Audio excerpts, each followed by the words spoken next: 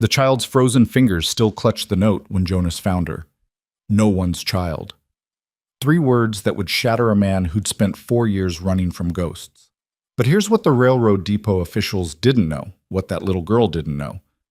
When Jonas Rourke lifted her dying body from that freight car, he wasn't just saving a life. He was signing his own death warrant. Because the men who left her there to freeze, they were counting on her silence. And the moment Jonas chose to fight for her, he painted a target on both their backs. Stay with me until the end, and comment what city you're watching from. I want to see how far Grace's story travels. The morning Jonas Rourke found the girl, the sun had already turned vicious. It was the kind of heat that made horses mean and men meaner, the kind that baked the truth out of liars and drove saints to the whiskey barrel. Jonas had ridden into Salvation Creek Depot with nothing on his mind except picking up fence supplies and getting back to his ranch before the afternoon turned the valley into a furnace. He'd been making this same trip every month for 4 years, ever since Emily died, and every month it got a little easier to pretend he was still among the living. But today the universe had other plans. You hear that? Old Pete Branson was standing by the freight platform, one weathered hand cupped to his ear. Jonas swung down from his horse, boots hitting dust. Hear what? That. Pete pointed toward the line of freight cars. Been hearing it for 10 minutes now. Sounds like... Hell, I don't know what it sounds like. Jonas listened. At first, there was nothing but the usual depot noise, men shouting, wheels grinding, steam hissing from the morning train. Then he heard it, a cough, faint, wet, desperate, the kind of cough that said someone was losing a fight with their own lungs. Could be a cat, Pete offered, but his voice carried no conviction. Jonas was already moving. He'd heard that sound before, in field hospitals during the war, in the bedroom where Emily spent her last 6 weeks. It was the sound of someone drowning on dry land, and it was coming from the 3rd freight car. The door was sealed. Not locked, sealed. Someone had driven 8-penny nails through the latch housing, 4 on each side, bending the tips so they couldn't be pulled. This wasn't standard railroad procedure. This was someone making sure whatever was inside stayed inside. Jonas, you can't just... Pete started, but Jonas had already grabbed a crowbar from the depot office. The first nail screamed as it came out. The second bent, and Jonas had to work it back and forth, his shirt soaking through with sweat. By the 4th nail, he could hear the coughing again, weaker now, more liquid. By the 8th, his hands were bleeding. The door rolled open and the smell hit him like a fist, urine, vomit, fear, and something else, something sweet and wrong, like fruit left too long in the sun. She was crumpled in the far corner, half hidden behind a stack of burlap sacks. At first glance, Jonas thought she was a pile of rags someone had forgotten. Then the rags moved, and he saw the small hand, the tangle of dark hair, the dress that might have been blue once but was now the color of everything lost and abandoned. Jesus Christ. Jonas was inside the car before his brain caught up with his body. Jesus Christ, there's a child in here. Pete appeared in the doorway, took one look, and went white. I'll get the doctor. Get him now! Jonas knelt beside the girl, his knees cracking against the wooden floor. Up close, he could see she was maybe 7, maybe 8. It was hard to tell with the way her skin clung to her bones. Her lips were cracked and bleeding, her breathing shallow and rapid. When he touched her forehead, her skin was furnace hot. That's when he saw the note. It was pinned to her dress with a rusted safety pin, the paper cheap and wrinkled, the handwriting crude but deliberate. 3 words in charcoal. No one's child. Something inside Jonas cracked, not broke. It had been broken for 4 years. This was different. This was the sound of ice splitting, of frozen rivers remembering how to flow. Who does this? He whispered. Who leaves a baby to die like garbage? The girl's eyes fluttered open. They were brown, deep brown, the color of creek water in shadow. They fixed on Jonas' face with an intensity that made him lean back. You... Her voice was barely there, a ghost of a sound. You're the man... Don't talk, sweetheart. Save your strength. She said, You'd come. The girl's hand moved weakly toward him, fingers grasping at nothing. She said, You'd save me. Then her eyes rolled back and her body went limp. No. Jonas scooped her up, shocked at how light she was, like holding a bundle of kindling. No, no, no. Stay with me, little one. Stay with me. He was out of the freight car and running before Pete could close his dropped jaw. The girl's head lolled against Jonas' chest, and he could feel how wrong her breathing was. Too fast, too shallow, fighting for purchase in lungs that weren't cooperating. Men scattered from his path. Someone shouted something about procedures, about the sheriff, about orphan protocols. Jonas didn't stop. Couldn't stop. Because in that moment, holding that dying child, he wasn't the broken man who'd been sleepwalking through life for 4 years. He was the man who'd once ridden 3 days without stopping to bring medicine to a fever-struck family. He was the man who'd pulled a drowning boy from a flash flood while everyone else stood frozen on the bank. He was the man Emily had fallen in love with, the one who moved when others hesitated. Dr. Samuel Harlan's office was 3 blocks from the depot. Jonas kicked the door open so hard it cracked against the wall. "Sam! Sam!" The doctor appeared from the back room, medical bag already in hand. Sam had been in Salvation Creek long enough to know that when Jonas Rourke kicked down your door, you grabbed your supplies first and asked questions later. "What have you—" Sam's words died when he saw the child. "Sweet Mother of God, examination table now." Jonas laid her down as gently as he could. In the better light, the girl looked even worse. Her dress was torn in places, stitched in others with inexpert hands. Her feet were bare and filthy, the soles cracked and bleeding. Around her neck was a thin leather cord with a small wooden cross, the kind you could buy for a penny at any general store. Sam's hands moved with practiced efficiency, checking pulse, breathing, eyes. How long was she in that freight car? Don't know. Train came in from Willow Ridge this morning, but it might have picked up cars from further east. She's severely dehydrated. Fever's dangerous. 104, maybe higher. Lungs are congested. Sam looked up, and Jonas saw something in his eyes that made his blood turn cold. "Jonas, I need to be straight with you. This child is dying. Whatever she's been through, it's pushed her right to the edge." "Then pull her back." "I'm going to try, but—" "No." Jonas' voice came out harder than he intended. "No buts. You save her, Sam. Whatever it takes." Sam held his gaze for a long moment, then nodded. "I'll need your help. And I'll need Clara Whitwell. This child needs round-the-clock care, and I can't leave my practice." Clara, Emily's older sister. Jonas hadn't spoken to her in 3 months, not since their last argument about him wasting away on that ranch. But if there was anyone in Salvation Creek who could help save this child, it was Clara. "I'll get her," Jonas said. "And Jonas?" Sam was already preparing a fever reduction treatment, mixing powders with water. That note. No one's child. Someone wanted her found dead. The question you need to ask yourself is, what happens when they find out she's alive? Jonas looked down at the girl. Even unconscious, even dying, there was something about her that nagged at him. Something familiar in the shape of her face, the set of her jaw. "Then they'll have to come through me," he said quietly. Butson.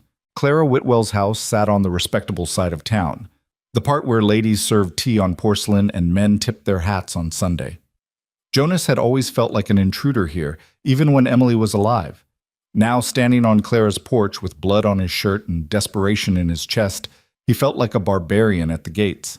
He knocked, waited, knocked again harder.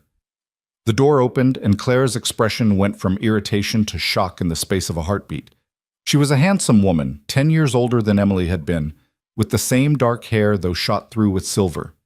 She'd never married, had dedicated her life to teaching and community work and judging Jonas for not being good enough for her baby sister. "Jonas Rourke, what on earth? I need your help." The words came out rough. Jonas wasn't used to asking for things, and Clara wasn't used to him asking her for anything. "There's a child. She's dying. Sam Harlan says he needs you." Clara's irritation evaporated. "A child? What child?" "I found her in a freight car at the depot. Someone left her there to die, Clara. She can't be more than 7 or 8 years old, and she's—" Jonas's voice cracked. "She's the same age Emily would have wanted our children to be." It was a low blow, and he knew it. Emily's inability to have children had broken both their hearts. But it was also the truth, and Clara's face softened. "Let me get my bag," she said. They ran. By the time they reached Sam's office, the girl was seizing. Her small body convulsed on the examination table, back arching, fingers clawing at air. Sam was trying to hold her steady while getting medicine between her clenched teeth. "Clara, thank God." Sam didn't look up. "I need cool water, every clean cloth you can find, and that fever tincture in the blue bottle, top shelf, far right." Clara moved with the efficiency of someone who'd been in crisis situations before. Within minutes, she had the girl's dress cut away and was applying cool compresses to her chest and forehead. Jonas stood back, feeling useless, watching as these two fought to pull the child back from whatever edge she was teetering on. The seizure lasted 90 seconds. It felt like 90 years. When it finally stopped, the girl lay still, too still, and Jonas felt his heart stop with her. Then she took a shuddering breath, and another, and Sam let out a breath of his own. "That's it, little one," Clara murmured, her hands gentle as she smoothed the girl's sweat-soaked hair. "That's it. Stay with us." "Will she make it?" Jonas asked. Sam wiped his forehead with the back of his hand. "The next 24 hours will tell. If the fever breaks, if we can get fluids and medicine into her, if her lungs clear, then maybe. But Jonas, she's been severely neglected. This didn't happen overnight." Jonas moved closer, looking down at the girl. With her face cleaned and her hair smoothed back, that nagging familiarity grew stronger. Something about her features, the shape of her eyes. "Do you recognize her?" Clara asked, noticing his stare. "No, but there's something—" Jonas shook his head. "I don't know." "Jonas," Sam's voice was careful. "About that note, I think you should take it to Sheriff Blackwood."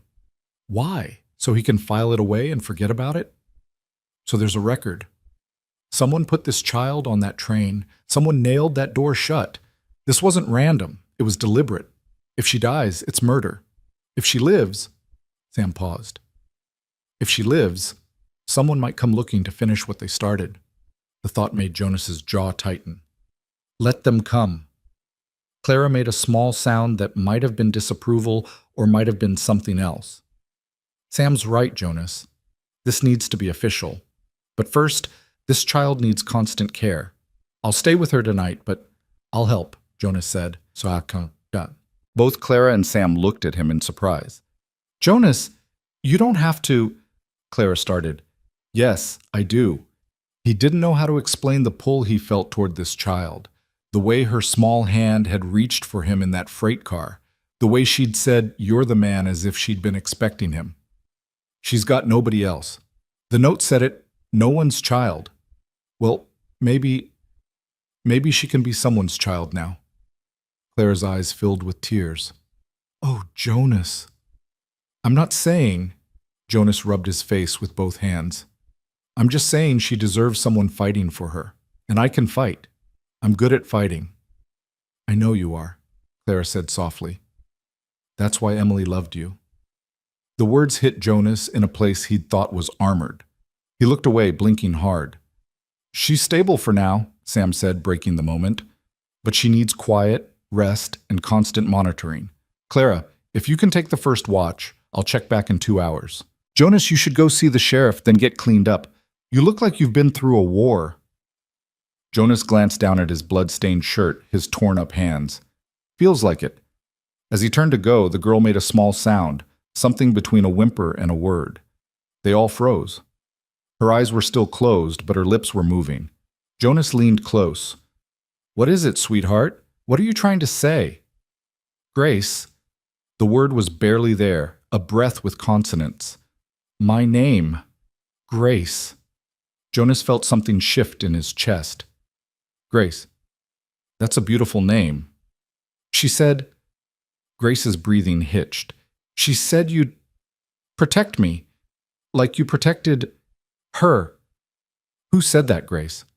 Who told you about me?" But Grace had slipped back under, her face smoothing into unconsciousness. Clara looked at Jonas with wide eyes. "Jonas, how would this child know you?" "I don't know." But even as he said it, pieces were starting to shift in his mind. The familiar features, the brown eyes, the way she'd reached for him as if she knew him.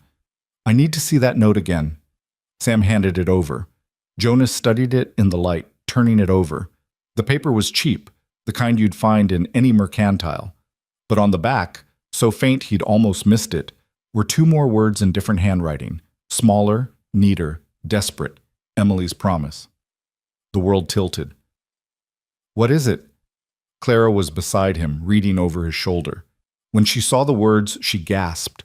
"Oh my God, Jonas, do you think—" "Emily had a sister," Jonas said slowly. "Her younger sister, Margaret. She moved east after Emily and I married. Went to Kansas City last we heard. Emily and Margaret weren't close. There was some falling out before Emily and I even met. But Emily always talked about going to find her, about making things right. She said she'd made a promise to their mother to look after Margaret, no matter what." "I remember," Clara whispered. "Margaret was troubled, wild. Mother died worrying about her. Emily carried that guilt until—" She stopped. "Until she died," Jonas finished. "She made me promise right at the end that if Margaret ever needed help, I'd give it. She made me swear on our wedding rings." Sam was looking at the girl with new eyes. "You think this child is Margaret's daughter?" "I think someone wanted me to think that," Jonas said. "Or someone knew Emily's promise and used it to make sure this child got to me. Either way, someone went to a lot of trouble to put Grace on that train with my name in her head and Emily's promise on her back." "But who would do that?" Clara asked. "And why?" "I don't know, but I'm going to find out." Jonas carefully folded the note and slipped it into his pocket. "Grace said she said you'd protect me. If Margaret sent her daughter to me, if Emily's sister is out there somewhere," he looked down at the unconscious child, "then Margaret might be in danger too. Or dead, he didn't say, but they all heard it." "Jonas," Clara put her hand on his arm, "even if this child is Margaret's daughter, even if she's Emily's niece, you can't just claim her. There are laws, procedures. The county will want to place her in an orphanage until proper family can be verified." "No." The word came out flat and hard. "No orphanage. I made a promise to Emily, and I'm keeping it. If Grace is family, she stays with family, and if she's not—" Jonas paused. "If she's not, then she's a child who needs someone, and I'm someone who needs something to fight for besides ghosts." Sam and Clara exchanged a look, one of those long married couple looks, even though they'd never been married or a couple. Finally, Sam nodded. "All right. But Jonas, you need to do this right. Talk to Sheriff Blackwood. Get the paperwork started. And you'll need help. That ranch of yours is no place for a sick child alone." "I'll help," Clara said immediately. "If Jonas is serious about this, and I can see he is, then I'll come out to the ranch until Grace is recovered. It's what Emily would have wanted." Jonas felt his throat tighten. "Thank you." "Don't thank me yet," Clara said dryly. "I intend to make your life difficult with my opinions and my rules. But that child needs people who'll fight for her, and the Whitwell women have always been fighters." Despite everything, Jonas almost smiled. "I remember." He took one last look at Grace, at her small face, peaceful now in sleep, at the rise and fall of her chest that said she was still here, still fighting. Then he headed out into the brutal afternoon sun, his mind already turning over what he needed to do. First, Sheriff Blackwood. Then he'd ride out to the depot and find out everything he could about that train, about where it came from, about who might have put a 7-year-old girl in a freight car and nailed the door shut behind her. Someone had tried to kill Grace. And if Jonas was right, if she really was Emily's niece, then someone had known exactly what they were doing when they put Emily's promise on her back. "Like you protected her," Grace had said. But Jonas hadn't protected Emily. He'd watched her die slowly, helplessly, while fever ate her from the inside, and he could do nothing but hold her hand and lie about how everything would be fine. He'd failed Emily, but he wouldn't fail her promise. Whatever it took, whoever came for Grace, Jonas would be ready. The child the world called no one's was someone's now. She was his, and he'd burn the whole damn valley down before he let anyone take her. Sheriff Roy Blackwood's office smelled like old coffee and older regrets. Jonas pushed through the door to find the sheriff at his desk, papers spread before him, reading glasses perched on his nose like an owl settling in for wisdom. Blackwood looked up, saw Jonas, and sighed. "Should have known." Pete Branson was just in here talking about you tearing apart a freight car like a mad bear. Want to tell me what... He stopped when he saw Jonas's face. What happened? Jonas dropped into the chair across from the desk without being invited. There was a child in that freight car, a little girl, maybe 7 years old. Someone left her in there to die. Blackwood's expression went from tired to granite. You're certain? Door was nailed shut from the outside. 8-penny nails bent over. She was dehydrated, burning with fever, half dead when I found her. Jonas pulled out the note and slid it across the desk. And she had this pinned to her dress. Blackwood read the note, turned it over, read the other side. His jaw worked like he was chewing something bitter. Jesus, Mary, and Joseph, this is attempted murder. Attempted nothing if I hadn't heard her coughing. Whoever did this meant for her to die in that car. You said her. The child's alive? She's at Doc Harlan's. Clara Whitwell's helping care for her. Sam says the next day will tell, but... Jonas leaned forward. Roy, the girl's name is Grace, and before she passed out, she said something about someone sending her to me. Someone who told her I'd protect her. Blackwood's eyes sharpened. You know this child? No, but look at what's written on the back. Emily's promise. Emily had a sister, Margaret. They were estranged, but Emily made me swear that if Margaret ever needed help, I'd give it. What if Margaret sent her daughter to me? What if Grace is Emily's niece? That's a lot of what-ifs, Jonas. Then help me turn them into facts. That train came in from Willow Ridge this morning. I need to know where it originated, what route it took, when that freight car was added. Someone put Grace on that train, Roy. Someone nailed that door and expected her to die before anyone found her.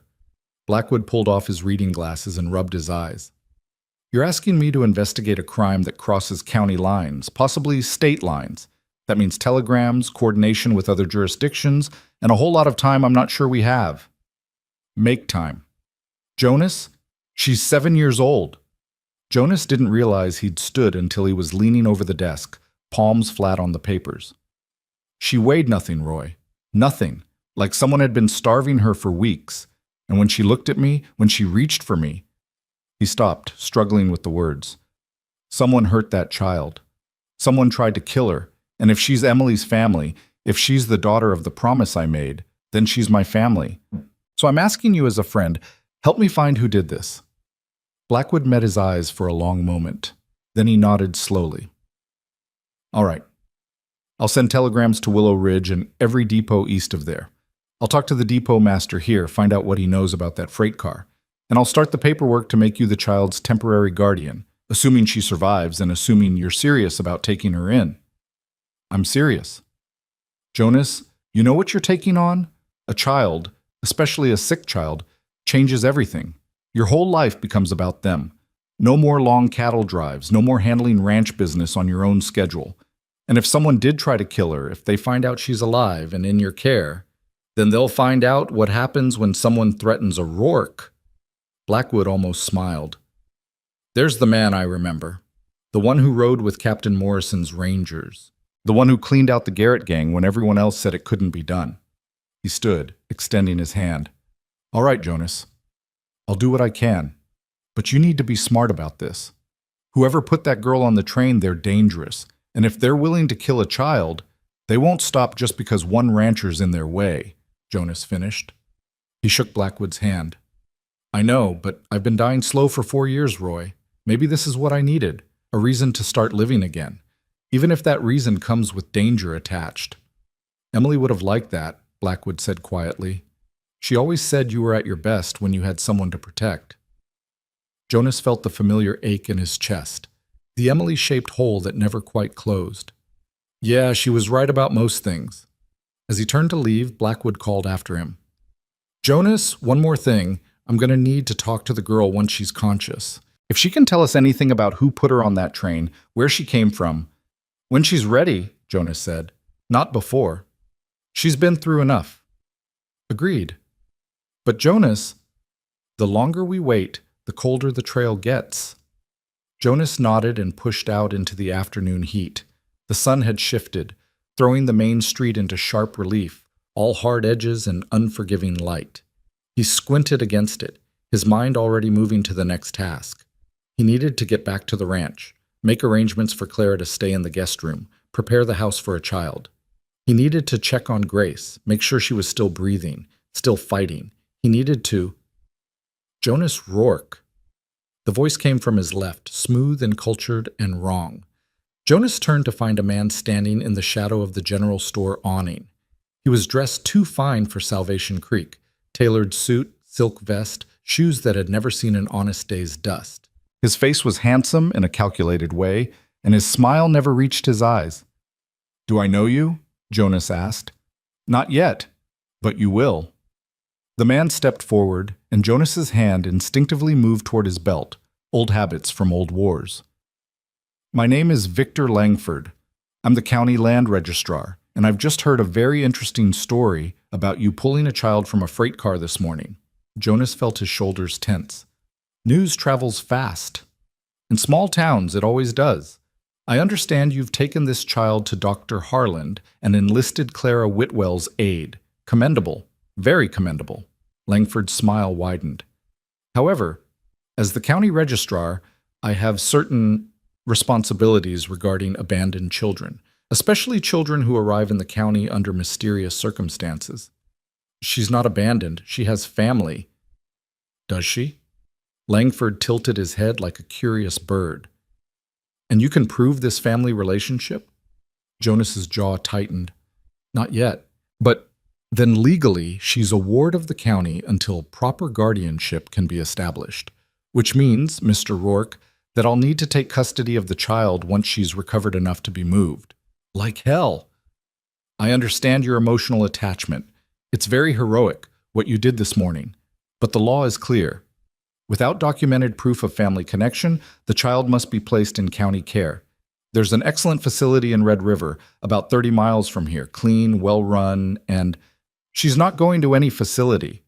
Jonas took a step forward, and Langford, to his credit, didn't flinch. "That girl was left to die in a freight car. Someone nailed the door shut and expected her to suffocate or starve. You want me to believe she'll be safer in some county facility? I understand your concerns, but the law exists to protect children, not endanger them. And without proper documentation, I'm afraid I can't simply hand over a minor to a bachelor rancher with no legal claim." Langford's eyes glittered.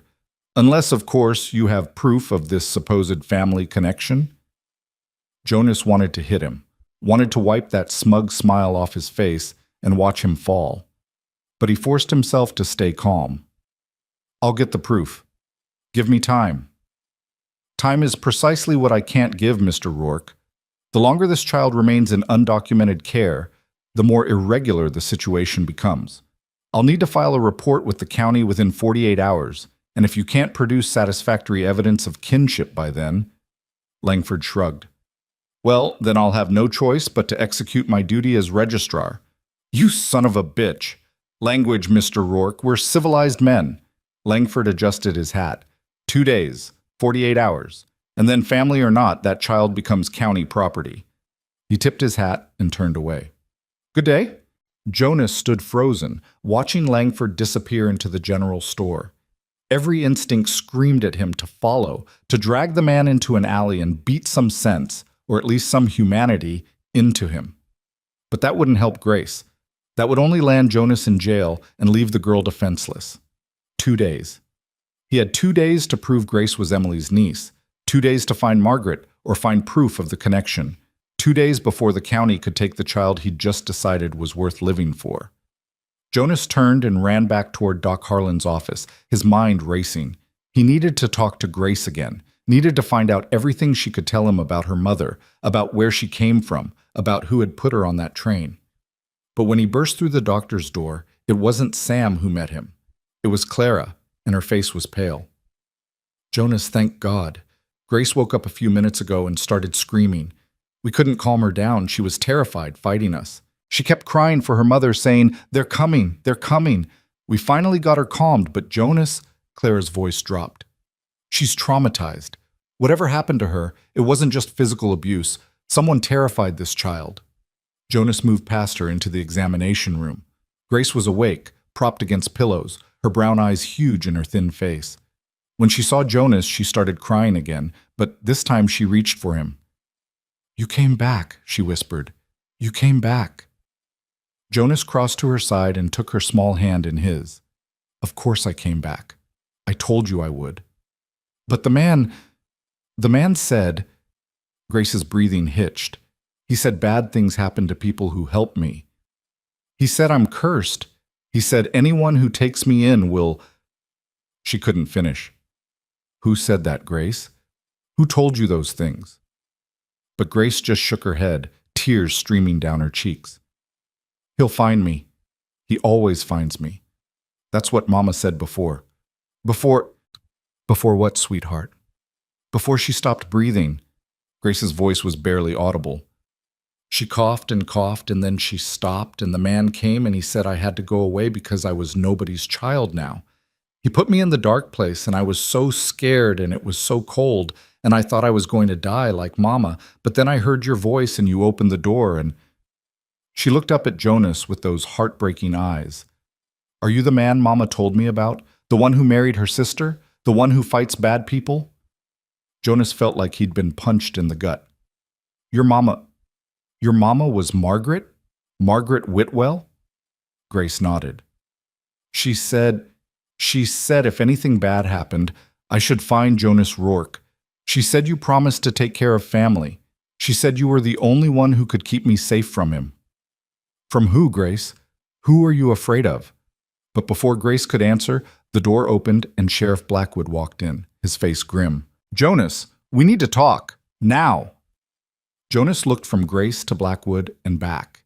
He wanted to stay, wanted to hear everything Grace could tell him, but the sheriff's expression said it couldn't wait. Clara, stay with her, Jonas said. Grace, I'll be right back. You're safe here, I promise. But the man...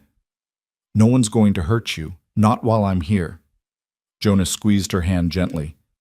That's my promise to you, and I keep my promises. Out in the front office, Blackwood waited until the door closed before speaking.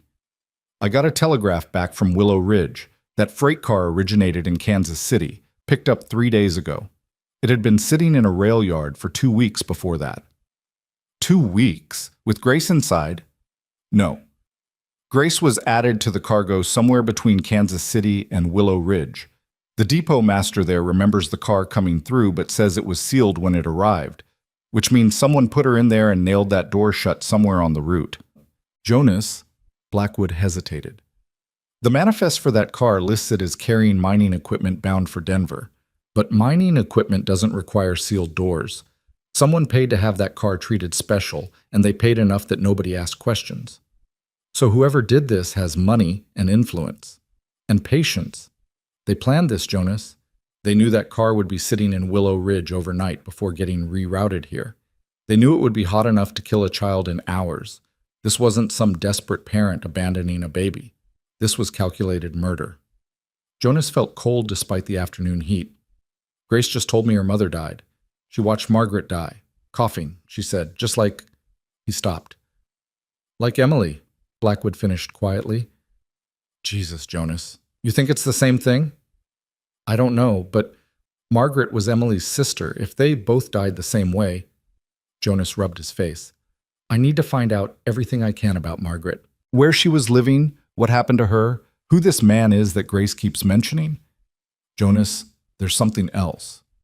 Blackwood pulled a folded paper from his pocket. I asked around about Victor Langford, the county registrar. He only took the position 3 months ago, came up from Texas, supposedly. But his credentials are clean, his references check out, and he's already made friends with half the county officials. So I don't trust him. Something about him feels wrong, and my guts kept me alive this long. Blackwood handed over the paper. This came in on the afternoon mail. It's an official notice from the county office, filed by Langford 2 hours ago. He's officially claimed Grace as an abandoned ward of the county and is seeking immediate custody once she's medically cleared. Jonas stared at the paper, disbelief turning to anger. 2 hours ago? I talked to him less than an hour ago. He filed this before he ever spoke to you. Jonas, he was never giving you 48 hours. That was theater. He's already started the legal process to take Grace. Why? Jonas looked up, searching Blackwood's face. Why would a county registrar care this much about one orphaned child? There must be dozens of kids who need placement. Why target Grace specifically? That, Blackwood said grimly, is exactly what I intend to find out. But Jonas, you need to understand, legally, his claim is solid. Without proof of kinship, without documentation showing you as Margaret's designated guardian, a judge will side with the county. Then I'll get the proof. How? Margaret's dead, and even if you could find records of her death, that doesn't prove she wanted you to have Grace. Jonas thought fast. The note, Emily's promise. Someone knew about the promise Emily made me swear to. Someone knew I'd honor it. But can you prove that in court? Can you prove that note came from Margaret and not from some stranger who heard a rumor? Jonas looked back toward the examination room where Grace lay recovering, where she'd reached for him like he was her last hope in a world determined to destroy her. He thought about Emily, about the promise he'd made with her last breath. He thought about 4 years of sleepwalking through life, of going through motions without meaning. Then he thought about the feel of Grace's hand in his, about the way she'd said you came back like it was the most amazing thing in the world. I'll find a way, he said. I don't care what it takes, what I have to do, who I have to fight. That child is family, and family doesn't abandon family. Blackwood studied him for a long moment, then nodded slowly. All right, then here's what we're going to do. I'll start digging into Langford's background, quietly. If he's as interested in Grace as he seems, there's a reason, and I want to know what it is.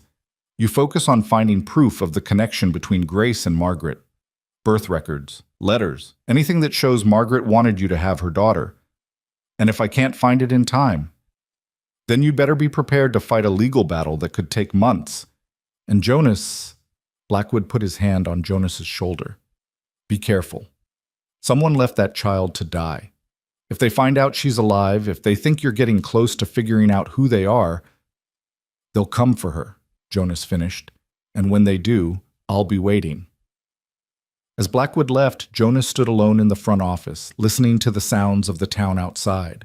Horses, wagons, people going about their normal lives, while somewhere in that examination room, a 7-year-old girl fought to stay alive against enemies she was too young to understand. Jonas had been a soldier once. He'd tracked outlaws through desert and mountain. He'd faced down men who'd kill you for looking at them wrong. But standing there, knowing that somewhere out there was someone who deliberately tried to murder a child, he felt a cold fury settling into his bones that he hadn't felt since the day he'd hunted down the men who'd killed his father. Someone had hurt Grace. Someone had hurt Margaret. And if Jonas was right, someone might have hurt Emily too. He didn't know who yet, didn't know why. But he'd figure it out. And when he did, God help them. Because Jonas Rourke had just remembered why men used to fear his name. The ranch house looked smaller than Jonas remembered as he guided his horse up the familiar path 3 hours later. Maybe it was the late afternoon light, throwing long shadows across the yard. Maybe it was knowing that tomorrow this place would have a child in it again, something it hadn't known since Emily died. Or maybe it was just that he'd stopped really seeing the place years ago, when every room became a reminder of what he'd lost. Clara sat beside him in the wagon, Grace wrapped in blankets between them, still weak but insistent she could leave the doctor's office. Sam Harland had protested, but Grace had looked at Jonas with those heartbreaking eyes and whispered, "Please don't leave me in the town. He'll find me there." So Jonas had loaded up the wagon with medicine, instructions, and Clara's disapproving commentary and brought them both home. "It needs work," Clara said as they pulled up to the house. It wasn't a question. "It needs a lot of things." Jonas set the brake and climbed down, then reached up for Grace. She weighed nothing, and when he lifted her, she pressed her face against his shoulder like she was trying to disappear into his protection. The house did need work. That much was undeniable. 4 years of a bachelor living alone had taken its toll. Dust coated every surface. Dishes sat piled in the kitchen. The guest room where Clara would sleep probably had mice. But it was solid, defensible, and most importantly, it was far enough from town that anyone coming for Grace would have to cross 2 miles of open valley to reach them. Jonas had chosen this location for exactly that reason when he'd built the place with Emily. She'd wanted something beautiful. He'd wanted something safe. They'd compromised. Beauty with good sightlines and escape routes. "Let me see the room where she'll sleep," Clara said as Jonas kicked the front door open. Inside, the house still held ghosts. Emily's needlework hung on the walls, faded now, but still there. Her books lined the shelf by the fireplace. Her rocking chair sat by the window where she'd spent her last months watching the valley, pretending she'd get strong enough to walk outside again. Grace stirred in Jonas's arms. "It smells like her," she whispered. Jonas froze. "What?" "Like Mama said." Grace's eyes opened, taking in the room. "She said Aunt Emily's house would smell like lavender and wood smoke and home. She said it would be the safest place in the world because you built it to keep the bad things out." Clara made a soft sound, her hand going to her mouth. Jonas just stood there, holding this child who knew things she shouldn't know, who spoke about Emily like she was still alive in these walls. "Your mama told you about this place?" he asked carefully. "She told me lots of things. After she got sick, she talked all the time, like she was trying to put all the words inside me before—" Grace's voice trailed off. "Before she ran out of time," Jonas finished gently. He carried Grace to the bedroom, his and Emily's room, the one with the best light and the warmth from the kitchen stove. He'd been sleeping in the spare room since Emily died anyway, unable to face the bed they'd shared.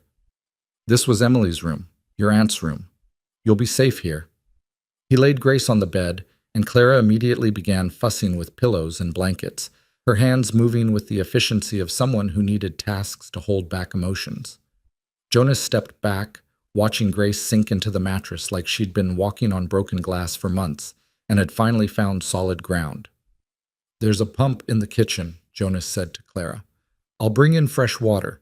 The stove needs stoking, and there's food in the cold room. Not much, but enough for tonight. Tomorrow I'll ride into town for supplies." "Tomorrow you'll do no such thing." Clara's voice was firm. "Tomorrow you'll stay here with Grace while I go to town. You're not leaving this child alone when someone might be hunting her." Jonas wanted to argue, but Clara was right. He'd brought Grace here to keep her safe, which meant staying close. "All right, make a list of what you need, but Clara, be careful. Ask questions quietly. If anyone's watching—" "I know how to be discreet, Jonas. I've been managing just fine in this town for 50 years without your instruction." But her voice softened, "Though I appreciate the concern." As Clara headed to the kitchen, Jonas pulled a chair beside the bed. Grace was already half asleep, but her hand reached out, fingers curling around his. "Tell me about your mama," Jonas said quietly. "Tell me about Margaret." Grace's eyes fluttered. "She was beautiful. Even when she got sick, she was beautiful. She had dark hair like yours, and she sang all the time, and she made me laugh even when we didn't have food." A tear slid down Grace's cheek. "We lived in a room above a tavern in Kansas City. It was loud and it smelled bad, but Mama made it nice. She hung curtains she sewed from old dresses, and she told me stories every night about growing up with Aunt Emily in a place called Salvation Creek." "That's here," Jonas said. "This is Salvation Creek." "I know. Mama said that's where we'd go when she got better. She said we'd come here and you'd forgive her for the bad things she did, and we'd be a family again." Grace's voice broke. "But she didn't get better. The coughing got worse, and one day she coughed up blood, and she couldn't stop shaking. I tried to help her, but I didn't know what to do. I was so scared." Jonas squeezed her hand gently. "You did everything you could, sweetheart." "The man came that night. Mama was already gone. I knew she was gone because she wasn't breathing anymore, and her eyes were open but empty. He knocked on the door, and when I didn't answer, he broke it down. He was tall and thin, and his smile was wrong, like it didn't belong on his face. He looked at Mama, and then he looked at me, and he said, 'Perfect. Right on schedule.'" Jonas felt ice in his veins. "Right on schedule? What did he mean?" "I don't know. I tried to run, but he was too fast. He grabbed me and put something over my face, something that smelled sweet and made everything go dark. When I woke up, I was in a wagon. It was night, and we were moving fast. I could hear men talking outside, the tall man and someone else. They were arguing about me." "What did they say?" Grace's breathing hitched. "The tall man said, 'The mother's dead. The child's worthless now. Just dump her somewhere.' But the other man, his voice was different, smoother. He said, 'No. Send her to Rourke. Let him watch another one die. Let him know it's his fault.' Then the tall man laughed and said, "You really hate him that much?" And the smooth man said, Grace's grip tightened on Jonas's hand. He said, "He took everything from me 16 years ago. Now I take everything from him." Jonas stopped breathing. 16 years ago. 1869. The year he'd ridden with Captain Morrison's Rangers. The year they'd hunted down the Garrett gang after they'd massacred a family outside Red River. The year Jonas had put a bullet through Daniel Garrett's chest and watched his brother Victor Garrett disappear into the Badlands with a promise to return. Victor Garrett. Victor Langford. "Oh God," Jonas whispered. "What?" Clara appeared in the doorway, concern etched on her face. "Jonas, what is it?" But Jonas was already on his feet, his mind racing through connections he should have seen earlier. Victor Langford, appearing 3 months ago from Texas. Victor Garrett, last seen heading south toward the border. A man who'd sworn revenge on Jonas for killing his brother. A man who'd disappeared for 16 years, just long enough to build a new identity, climb into a position of power, and plan his revenge. A revenge that involved killing Emily's sister and sending her daughter to die. "Jonas, you're scaring me." Clara moved closer. "What did Grace say?" "I need to see Sheriff Blackwood." Jonas grabbed his hat. "Now." "But you said you wouldn't leave. Lock the doors, load the rifle. You remember how?" When Clara nodded, Jonas continued, "Anyone comes to this house except me or Roy Blackwood, you shoot first and ask questions never. Understand?" Clara's face went pale, but she nodded. "Jonas, what's happening?" "Something I should have figured out hours ago." Jonas looked down at Grace, who'd fallen into exhausted sleep. "Someone tried to kill her to hurt me, which means she was never the target. I was. And if I'm right about who's behind this, then Grace isn't just in danger. She's bait."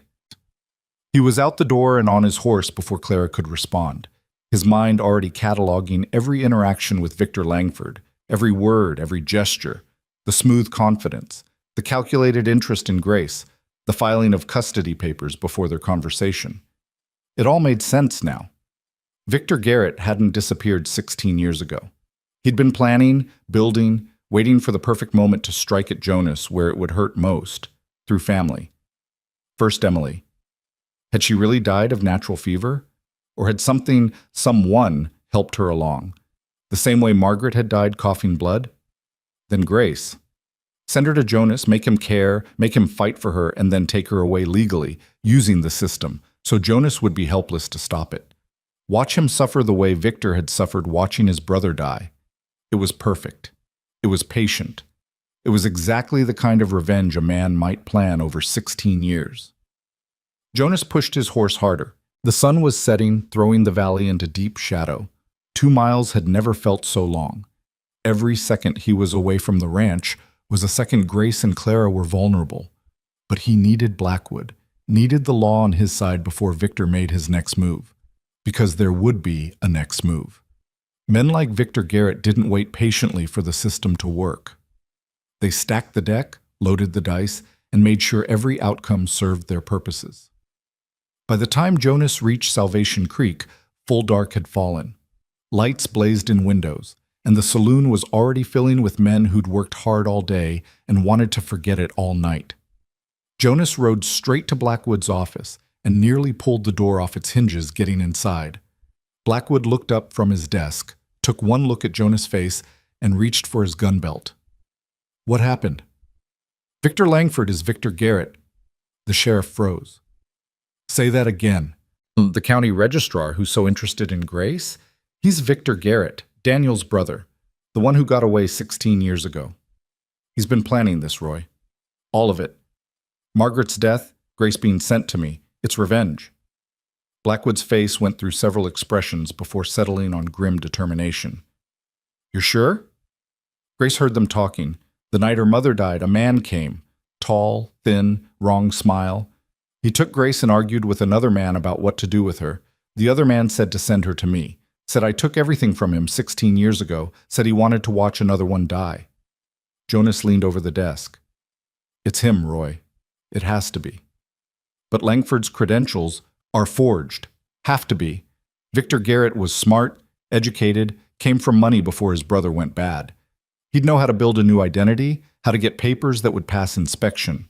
Jonas slammed his hand on the desk. We need to arrest him, now, before he what? Jonas, even if you're right, we have no proof. The word of a traumatized 7-year-old about a conversation she overheard while drugged? No judge would issue a warrant on that.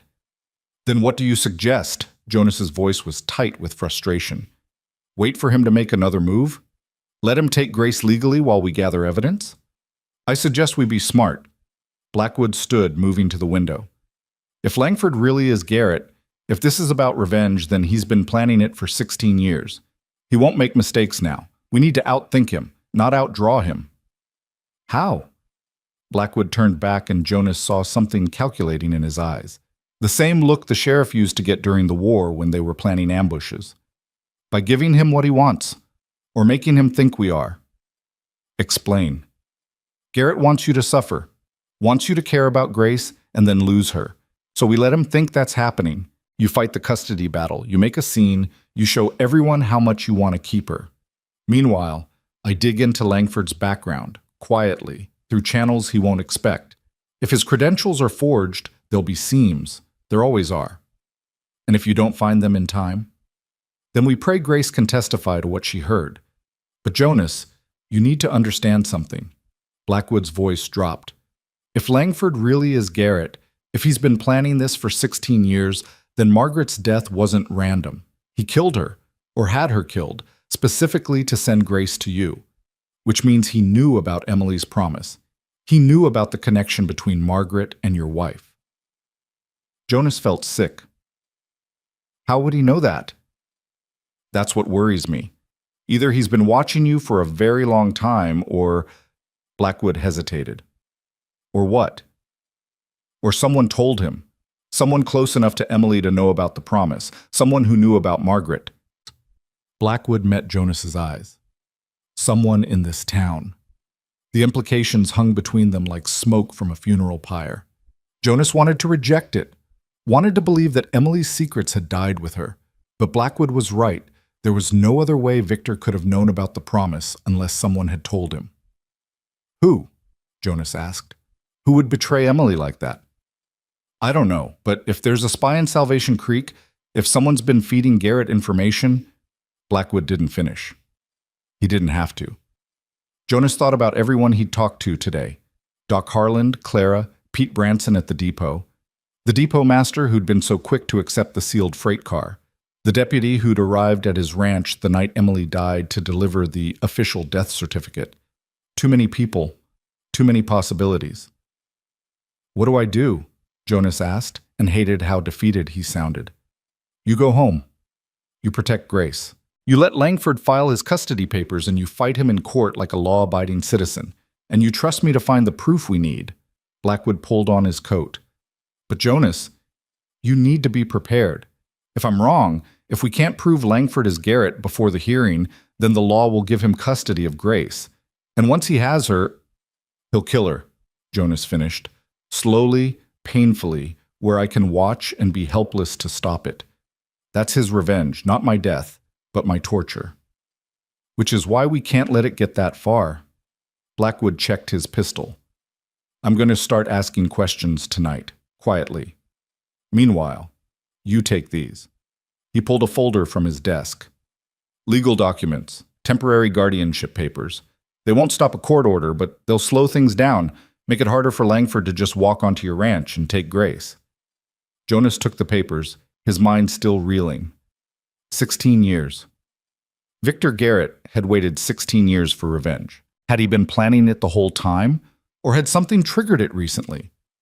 Roy, when did Langford arrive in Salvation Creek? 3 months ago. Why? 3 months ago was when Margaret died. Grace said her mother got sick fast, started coughing one week, dead within the month. What if Garrett was watching Margaret, waiting for the right moment? What if he poisoned her, made it look like natural illness, knowing she'd send Grace to me with her dying breath? Blackwood's face hardened. Then we're not just dealing with revenge. We're dealing with a man who's willing to murder innocent women to hurt his real target. That's not just dangerous, Jonas. That's evil. I know. Jonas folded the papers and tucked them inside his coat. which is why I need to get back to the ranch. If Garrett's been planning this for 16 years, he'll have contingencies. He'll expect me to figure it out eventually, which means he's already planning his next move. As Jonas turned to leave, Blackwood called after him. Jonas? One more thing. The freight car manifest. I got the full report back. That car didn't just come from Kansas City. It was specially commissioned by a mining company called Garrett Consolidated. They paid for priority shipping and special handling. Jonas felt his blood turn to ice. He used his own company name? It's arrogant. It's also brilliant. Who'd suspect a legitimate business of human trafficking? And if anyone did investigate, the company has layers of shell corporations and false addresses. It would take months to unravel, months we don't have. So he's not even hiding anymore. He's rubbing it in our faces. Looks that way, which means either he's supremely confident or Blackwood's voice trailed off. Or he's already so far ahead that it doesn't matter if we know who he is, Jonas finished. Because by the time we can prove it, Grace will be dead, and I'll be broken, and he'll disappear again with a new name and a new identity. Not if I can help it, Blackwood said grimly. Get home, Jonas, protect that girl, and trust me to handle this end. Jonas nodded and headed back into the night. The ride home felt twice as long, every shadow a potential threat, every sound making him reach for his gun. His mind kept cycling through everything Grace had told him, everything he'd learned, trying to find the pattern, the weakness, the angle he could use to beat a man who'd spent 16 years planning his revenge. By the time he reached the ranch, the moon was high, and the valley was silver-black with shadows. Jonas approached carefully, watching for any sign of disturbance. But everything looked quiet. The house was dark except for a single lamp in the kitchen window, Clara's signal that all was well. He stabled his horse and approached the house, his hand never leaving his pistol. The front door opened before he could knock, and Clara stood there with the rifle, her face tight with worry. Thank God, she breathed. I've been watching the clock for an hour. What happened? Jonas stepped inside and locked the door behind him. Is Grace asleep? Finally. She fought it, said she needed to stay awake in case the man came. I had to promise her you'd be back before she'd close her eyes. Clara set the rifle down. Jonas, what's going on? You look like you've seen a ghost. Worse. I've seen a ghost that's still alive. Jonas moved to the kitchen window, checking the sightlines to the valley. Victor Langford is Victor Garrett, Daniel's brother, the one who got away. He's been planning this for 16 years, Clara. Margaret's death, Grace being sent here, all of it. It's revenge. Clara's face went pale. Oh my God. Then Emily. I don't know. Maybe. Her illness came on fast, too. Same as Margaret's. Same coughing, same fever, same... Jonas couldn't finish. The thought that Emily's death might not have been natural, might have been murder, was too much to bear. Clara moved to his side, her hand on his arm. Jonas, you can't think like that. Not now. Right now you need to focus on keeping Grace safe. Emily's gone. We can't bring her back. But Grace is here. She's alive. And she needs you clear-headed and focused. How can I be clear-headed when everything I thought I knew is a lie? When the woman I loved might have been murdered, and I didn't even... Jonas's voice cracked. I should have protected her, Clara. That was my job, and I failed. You didn't fail. You couldn't have known. Clara's voice was fierce. But you can protect Grace now. You can make sure Emily's sacrifice, her promise, wasn't in vain. That child in there? She's alive because of you. She's safe because of you. Don't you dare dishonor Emily's memory by giving up now. Jonas looked at his sister-in-law, this woman who'd lost a sister, who'd never approved of him, who'd spent 4 years blaming him for Emily's death, even though she never said it out loud. And now she was here, in his house, helping him protect a child neither of them had known existed a day ago. Why are you doing this? He asked quietly. Helping me. Helping Grace.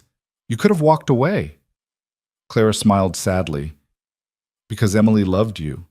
Because that child in there is family. And because... She paused. Because I've been alone too long. And maybe this is God's way of telling me that family isn't just blood.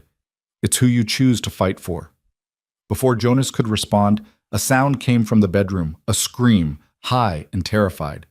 They both ran, Jonas reaching the door first. Grace was sitting up in bed, her eyes wild, her breathing coming in gasps. The man! The man with the wrong smile! He's here! He's... Grace saw Jonas and lunged for him, her small arms wrapping around his neck with desperate strength. Don't let him take me! Please don't let him take me! Shh, sweetheart. It was just a dream. Jonas held her close, feeling her heart racing against his chest. No one's here. You're safe. But he will come. He always comes. That's what Mama said. She said the man with the wrong smile always gets what he wants. Grace pulled back, looking at Jonas with eyes too old for her face. She said he killed Aunt Emily. She said he'd kill me too, unless you could stop him. Jonas and Clara exchanged looks. Grace, Jonas said carefully, did your mama tell you the man's name? Grace nodded. She said he used to be called something else, but now he calls himself Langford, Victor Langford. She said he was the devil wearing a fancy suit. Clara gasped. Jonas just held Grace tighter, his mind racing. Margaret had known. Somehow, she'd known who Langford really was, what he'd done, which meant Garrett had been in Kansas City, had been close enough to Margaret to poison her, and she'd known she was dying from his hand. Grace, did your mama write anything down? Any letters? Any papers? She tried. The night before she died, she was writing something, but the tall man took it when he came. He looked at it and laughed and said, "Too late, Margaret. Should have written to your precious Jonas years ago." Then he burned it in the stove. Grace's voice dropped to a whisper. But Mama was smart. She knew he'd come. So she made me memorize things. What things? A song. Aunt Emily's favorite song. Mama said if I sang it to you, you'd know I was telling the truth about who I was. She said Emily used to sing it every night before bed, and nobody else would know it. Grace took a shaky breath, then began to sing, her voice thin but sweet. Hush now, my darling, the stars know your name. The moon keeps you safe from all sorrow and shame. The wind whispers stories of love without end, and I'll be beside you, your mother, your friend. Jonas felt like he'd been hit by lightning. That song. Emily had sung that song every night of their marriage. It was something her mother had sung to her, something she'd said she'd sing to their children if they ever had them. He'd forgotten about it, had buried it with everything else Emily shaped. But hearing it now in Grace's voice, it all came rushing back. That's it, Clara whispered, tears streaming down her face. That's Mother's lullaby. I haven't heard it in 30 years. Mama said only family would know it, Grace continued. She said it was proof I belonged to you, and she made me memorize other things too, important things about the man with the wrong smile. What things, sweetheart? Grace closed her eyes, concentrating. She said he came to her 3 months ago. Said he knew her sister Emily had married Jonas Rourke. Said he had a message from you, that you wanted to see her, to make things right after all these years. Mama was so happy. She'd been wanting to come home for so long, wanting to introduce me to you. Jonas felt sick. He tricked her. Yes, he came to our room with papers, legal papers, he said, about Emily's estate. Said there was money owed to Mama as Emily's sister. Said you'd sent him to help settle things. Mama believed him. She signed the papers and drank the tea he brought, and Grace's voice wavered. That's when she started getting sick. First just tired, then coughing, then the blood. It happened so fast. Did your mama figure out what he'd done? Not at first, but then he came back a week later when she was really sick. He sat in our room and smiled his wrong smile and told her the truth. Said Emily had died the same way, from the same poison. Said you'd failed to protect Emily, and you'd failed to protect me too. Said watching you lose everyone you loved was his life's work now. Grace opened her eyes. That's when Mama knew she was dying. She used her last strength to write the note, to get me ready. She told me to be brave, to find you, to tell you everything. She said you were the only one who could stop him. Clara had her hand over her mouth, tears flowing freely now. Jonas just held Grace, his own eyes burning. Margaret had known she was dying, had known her daughter was in danger, and she'd used her last moments to try to save Grace by sending her to the one man she thought could protect her. Your mama was very brave, Jonas said roughly, and very smart. She got you to me, Grace. Against all odds, she got you here safely. But he'll take me away. That's what he wants, isn't it? To take me away from you and hurt me where you can watch. Grace looked up at him. Mama said that's what devils do. They don't just kill you, they make you watch everyone you love die first. Then we won't let him. Jonas set Grace back against the pillows gently. I made a promise to your Aunt Emily, and I'm making a promise to you now. I will not let Victor Garrett or Langford or whatever he's calling himself hurt you. Whatever it takes, however long it takes, I will keep you safe. But how? He's got the law on his side. He's got papers and power, and I've got something he doesn't. Jonas smoothed Grace's hair back from her forehead. I've got a reason to fight that's stronger than his reason for revenge. He wants to hurt me, but I want to protect you. And a man fighting for someone else is always stronger than a man fighting for himself. Grace studied his face for a long moment, then nodded slowly. Mama said you'd say something like that. She said you were the kind of man who'd ride into hell for family. Then your mama knew me pretty well for someone I never met. She said Emily told her all about you in letters. Before the falling out, they used to write every month. Emily would tell stories about the brave rancher she'd married, the man who'd fought outlaws and built her a house where she'd always be safe. Grace's voice grew drowsy. The medicine Sam had given her finally taking effect. Mama kept all the letters, had them in a box under our bed. But the tall man took those too. Took everything except what was in my head. What's in your head is enough, Jonas assured her. Now sleep, Grace. Clara and I will watch over you. When you wake up, we'll figure out our next move. But Grace was already drifting off, her breathing evening out, her small hand still clutching Jonas's sleeve like she was afraid he'd disappear if she let go. Clara and Jonas stood there for a long time, watching her sleep, both of them processing everything they'd just learned. Finally, Clara spoke, her voice barely a whisper. He poisoned Emily. That bastard poisoned my baby sister, and we just thought it was fever. We watched her die and never knew. We don't know that for certain, Jonas said, but his voice lacked conviction. Yes, we do. Margaret knew. She recognized the symptoms because they were the same. Oh God, Jonas, Emily suffered for 6 weeks. 6 weeks of coughing and fever and pain, and all that time he was probably watching, enjoying it, planning his next move. Clara's hands clenched into fists. I want him dead. I want him to hurt the way he made Emily hurt. He will, Jonas said quietly. One way or another, Victor Garrett will answer for what he's done. But not with frontier justice. That's what he expects. He wants me to lose control, to go after him with guns blazing, to give him an excuse to kill me legally in self-defense. No, we're going to beat him the way he's trying to beat us, with patience and planning. And if that doesn't work? Jonas met her eyes. Then I'll do what I should have done 16 years ago when I had the chance. I'll put him in the ground and damn the consequences. Clara nodded slowly. Good, because that child in there deserves justice. Emily deserves justice. And Margaret, her voice broke. Margaret tried so hard to get her daughter to safety. The least we can do is make sure her sacrifice means something. They stood vigil over Grace for another hour, taking turns watching from the window, checking the yard, making sure no shadows moved where they shouldn't. Finally, as the clock struck midnight, Clara spoke again. Jonas, there's something you need to know about Margaret and Emily's falling out. Jonas turned to her. What about it? It was about a man. Margaret had gotten involved with someone dangerous. Emily tried to warn her, tried to get her to come home. They fought about it, said terrible things to each other. The last letter Emily sent came back unopened, and after that, Clara's voice was heavy with old regret. After that, Emily never tried again.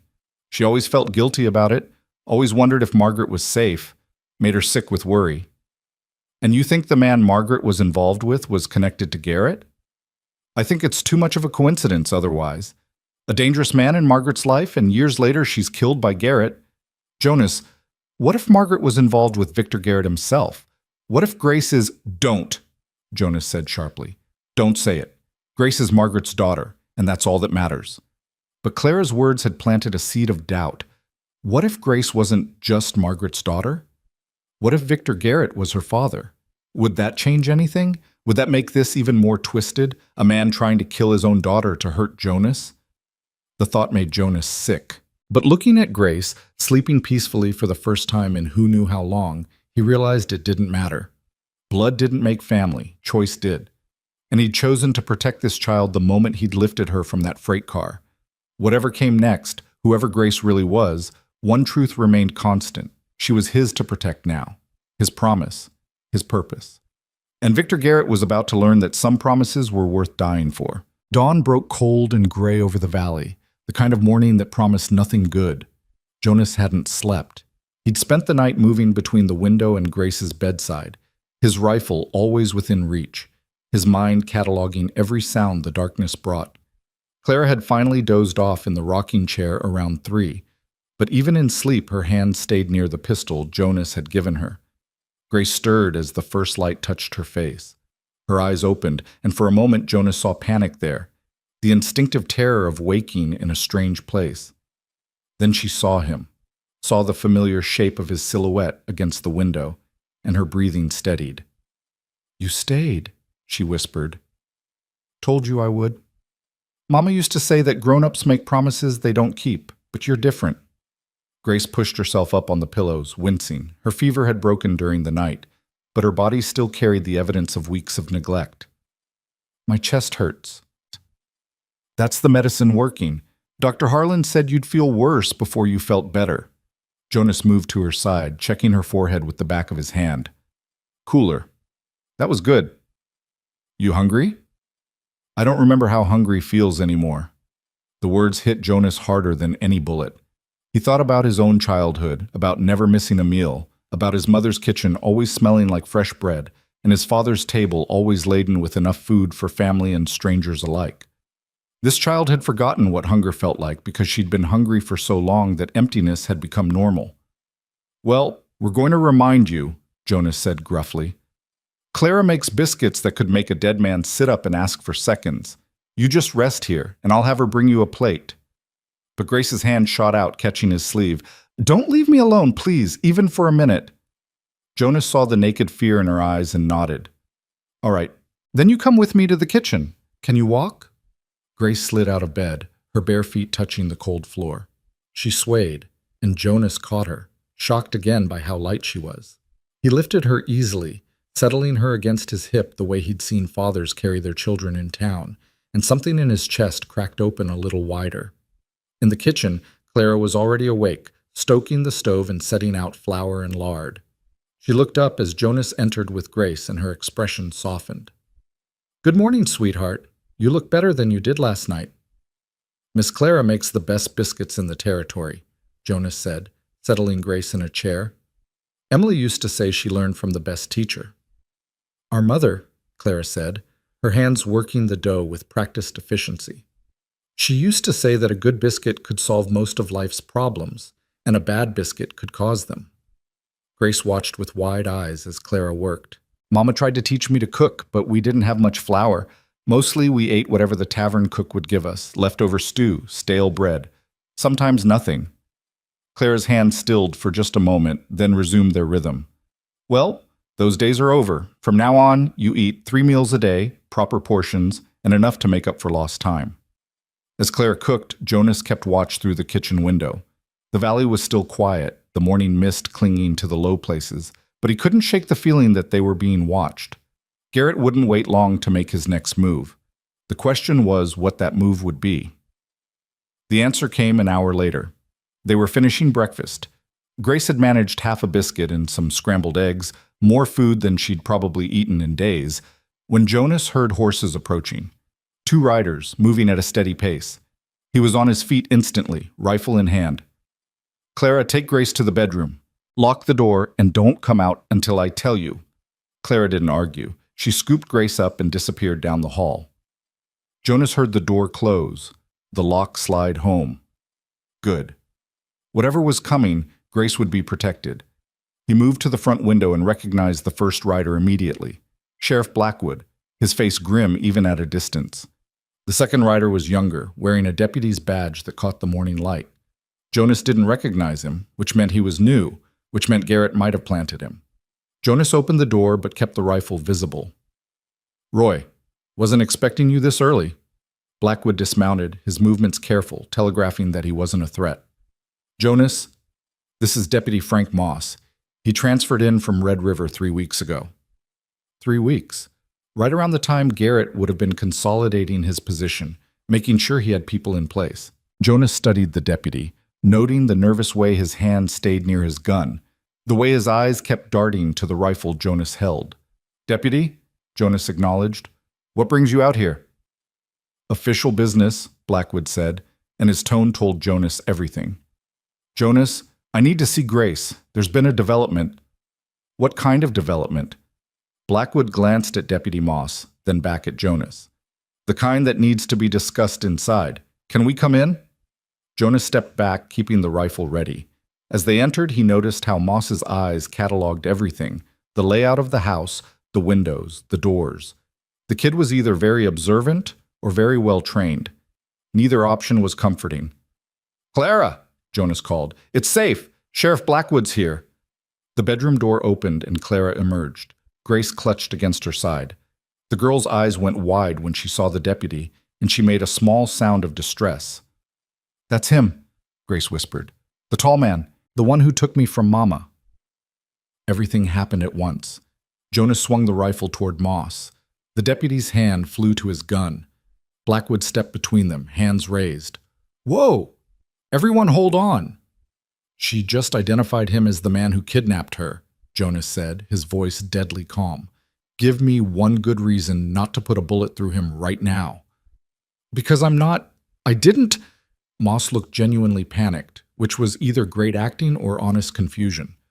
"I've never seen this child before in my life." "Grace," Jonas said, not taking his eyes off Moss. "You're sure?" Grace was shaking against Clara, but she leaned forward, studying Moss more carefully. Then her face crumpled. No, I'm sorry. He's tall and thin, but his face is different. The eyes are wrong. I'm sorry, I thought—" "It's all right, sweetheart." Jonas lowered the rifle slightly but didn't relax. "Roy, explain. Now." Blackwood let out a long breath. "Deputy Moss came to me last night with information. Frank, tell them what you told me." Moss still looked shaken, but he nodded. "I was hired 3 weeks ago by County Registrar Langford.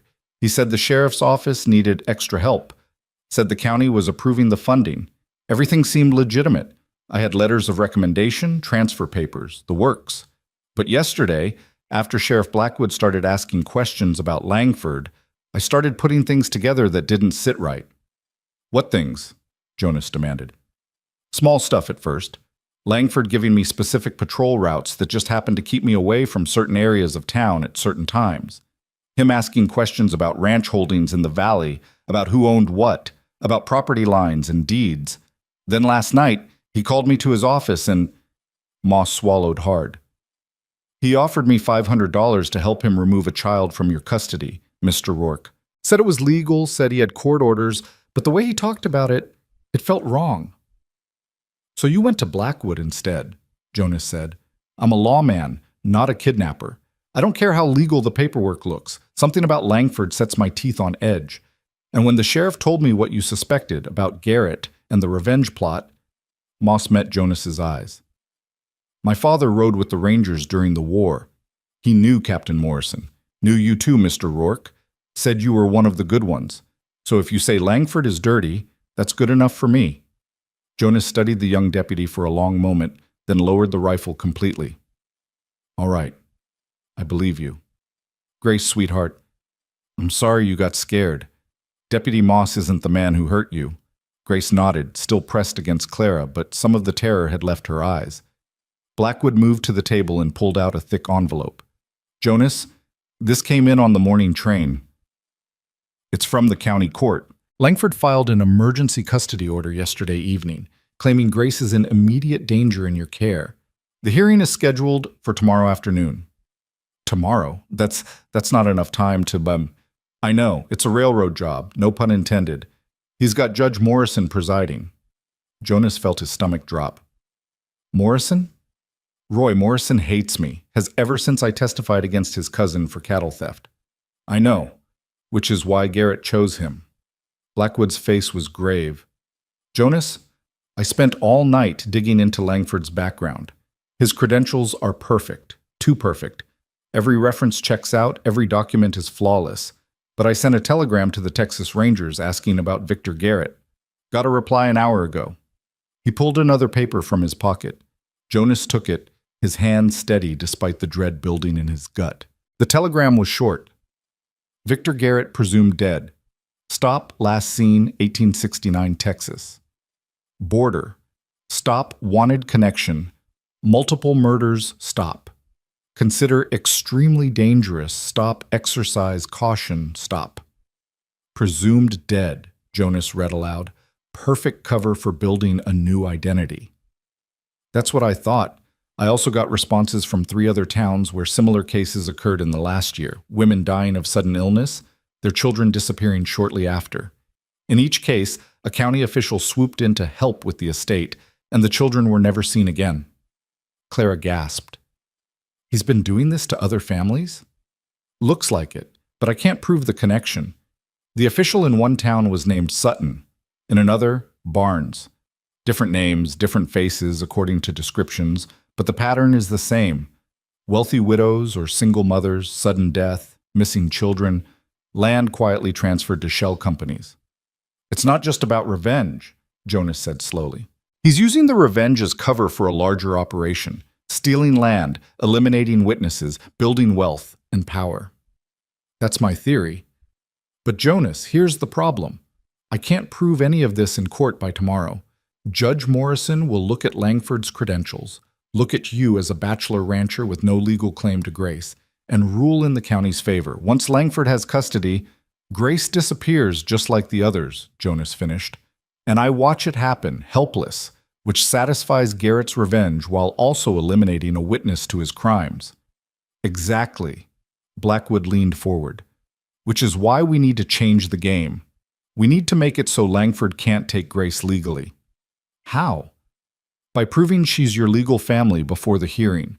Jonas, if you can document that Grace is Emily's niece, that Margaret specifically sent her to you as guardian, then Langford's custody claim falls apart. He'd have no legal standing to take her. Jonas thought about the burned letter, the stolen documents, every piece of evidence Margaret had tried to preserve. All the proof was destroyed. Garrett made sure of it. Not all of it, Clara said suddenly. Everyone turned to look at her. She was standing very straight, her face pale but determined. When Emily and Margaret were girls, our mother had them photographed together. It was expensive, but Mother insisted. She said family should be preserved in silver as well as memory. I have that photograph in my house. Emily and Margaret, probably around Grace's age, standing in front of the church. Margaret would have been 7, Emily 12. A photograph proves they were sisters, Jonas said, but it doesn't prove Grace is Margaret's daughter. No, but it's a start. And there's something else. Clara moved closer to Grace, gently turning the child's face toward the light. Look at her profile. Really look. Jonas did, and suddenly he saw it. The shape of Grace's nose, the set of her jaw, the way her eyebrows arched. It was Emily's face, softened by childhood, but unmistakable. She looks like Emily, he breathed. More than that. She looks exactly like Emily did at this age. I have other photographs, Jonas, pictures of Emily as a child. If we put them side by side with Grace, anyone could see the family resemblance. Add that to Margaret's photograph, to Emily's documented maiden name, to Grace knowing the family lullaby. Clara's eyes were fierce. We can build a circumstantial case strong enough that even Judge Morrison would have to acknowledge it. It might work, Blackwood said. It's not perfect, but combined with Grace's testimony about what happened to her mother, about Langford's involvement, we might have enough to at least delay the custody order until a proper investigation can be conducted. But that means putting Grace on the stand, Jonas said. Making her relive everything. Roy, she's 7 years old and traumatized. I won't do that to her. You might not have a choice. Blackwood's voice was gentle but firm. Grace is the only witness to Margaret's murder, to Garrett's confession. Without her testimony, we have nothing but theories and coincidences. Jonas looked at Grace, who'd been listening to everything with wide, serious eyes. Sweetheart, do you understand what we're talking about? If we go to court tomorrow, you'd have to tell the judge everything that happened, about your mama dying, about the man who took you, about being in the freight car. It would be scary, and you'd have to be very brave. Grace was quiet for a long moment. Then she spoke, her voice small but steady. Will it stop him? If I tell the judge everything, will it stop the man with the wrong smile from hurting other children? Jonas felt something crack in his chest. Yes, I think it would. Then I'll do it. Mama said being brave doesn't mean not being scared. It means being scared and doing the right thing anyway. Grace looked at Jonas with eyes too old for her years. And the right thing is stopping him. That's settled then, Clara said briskly, though her voice trembled. I'll go into town this morning, get the photographs, and bring them back here. Jonas, you stay with Grace and prepare her for tomorrow. Sheriff, you keep digging. There has to be more evidence we can use. And I'll stay here, Deputy Moss offered. Extra protection, in case Langford tries something before the hearing. Jonas wanted to refuse. He didn't know this kid, didn't trust him fully despite his story. But the truth was, they needed all the help they could get. All right, but Moss, understand something. If you're playing us, if you're working for Garrett, and this is all some elaborate setup, I will find out. And when I do, you'll kill me, Moss finished. I know, but Mr. Rourke, I'm not playing you. My father taught me that a man's worth is measured by who he protects and how hard he fights for them. You're fighting for a child who has no one else. That makes you worth following. Jonas studied him a moment longer, then nodded. Fair enough. Clara, take my horse. He's faster than the wagon. And Clara? He waited until she met his eyes. Be careful. If Garrett suspects what we're planning, he might try to stop you. Let him try, Clara said grimly. I've got 50 years of righteous anger built up, and I'm ready to aim it at someone who deserves it. She left within the hour, armed with one of Jonas's pistols and strict instructions to stay visible, stay in crowds, and trust no one. Jonas watched her ride down the valley, a knot of worry in his gut. They were making moves now, showing their hand, and Garrett would respond. The question was how. The answer came at noon. Jonas was helping Grace practice her testimony, gently, carefully, making sure she understood she could stop any time it became too much. When Deputy Moss called from the front porch, "Rider coming! Fast!" Jonas grabbed his rifle and moved to the window. A single horseman was racing up the valley road, his mount lathered and blowing. As he got closer, Jonas recognized Pete Branson from the depot. Something was wrong. Jonas met Pete at the door. The old man was pale and shaking, and it took him 3 tries to get words out. Jonas, you need Clara? What about Clara? Pete, what happened? She went to her house for the photographs, like she said, but when she came out, Pete's voice broke. Langford was waiting. Had 2 men with him. They grabbed her, Jonas. Right there on Main Street, in front of God and everyone. Said she was interfering in county business. Said she was harboring stolen property. Stolen property? Jonas felt rage building in his chest. He means Grace. I tried to stop them, but they had guns and badges. County marshal badges, not local. They took Clara to the county courthouse in Red River. Said she's being held for obstruction and conspiracy. Pete looked at Jonas with desperate eyes. They're using her as bait. Everyone knows it. Langford's daring you to come get her. Jonas stood frozen, his mind racing. It was perfect. Diabolical, but perfect. Garrett had Clara, which meant Jonas had a choice. Stay and protect Grace or go rescue Clara. Either way, Garrett won. If Jonas stayed, Clara would suffer for his choice. If Jonas left, Grace would be vulnerable. It's a trap, Blackwood said from behind him. Come inside when he heard Pete's horse. He's trying to separate you from Grace. I know. Jonas looked at Grace, who'd gone white with fear. But I can't just abandon Clara. She's family too. You can't go after her alone either. That's suicide. Then what do you suggest? Before Blackwood could answer, Deputy Moss spoke up. I'll go. I'm still officially on county business. I can access the courthouse, talk to the marshals, maybe find out exactly where they're holding Mrs. Whitwell. If I can create a distraction, give you an opening. You'd be risking your career, Jonas said. Maybe your life. Seems like the right thing to do. Moss checked his guns. Besides, I signed on to be a lawman, not a kidnapper's accomplice. If Langford's using the system to hurt innocents, then the system needs good men willing to fight back from the inside. Jonas wanted to argue, but Moss was right. They needed someone on the inside, someone Garrett wouldn't immediately suspect. All right. But Moss, if this goes wrong, if they catch you helping us, then I'll deal with it. But Mr. Rourke, you need to promise me something. Moss looked at Grace. You keep that child safe, whatever it takes. Because men like Garrett, they don't just hurt one child. They hurt every child they touch, and they never stop unless someone makes them. I promise, Jonas said. As Moss rode out, Jonas turned to Blackwood. Roy, I need you to be honest with me. What are our chances tomorrow in court? Blackwood was quiet for a long moment. Without Clara's testimony and the photographs, without solid proof of the connection between Grace and Margaret, slim to none. Judge Morrison will rule in Langford's favor and will have 48 hours before the custody transfer is enforced. 48 hours to do what? Run? Hide? Live the rest of our lives looking over our shoulders?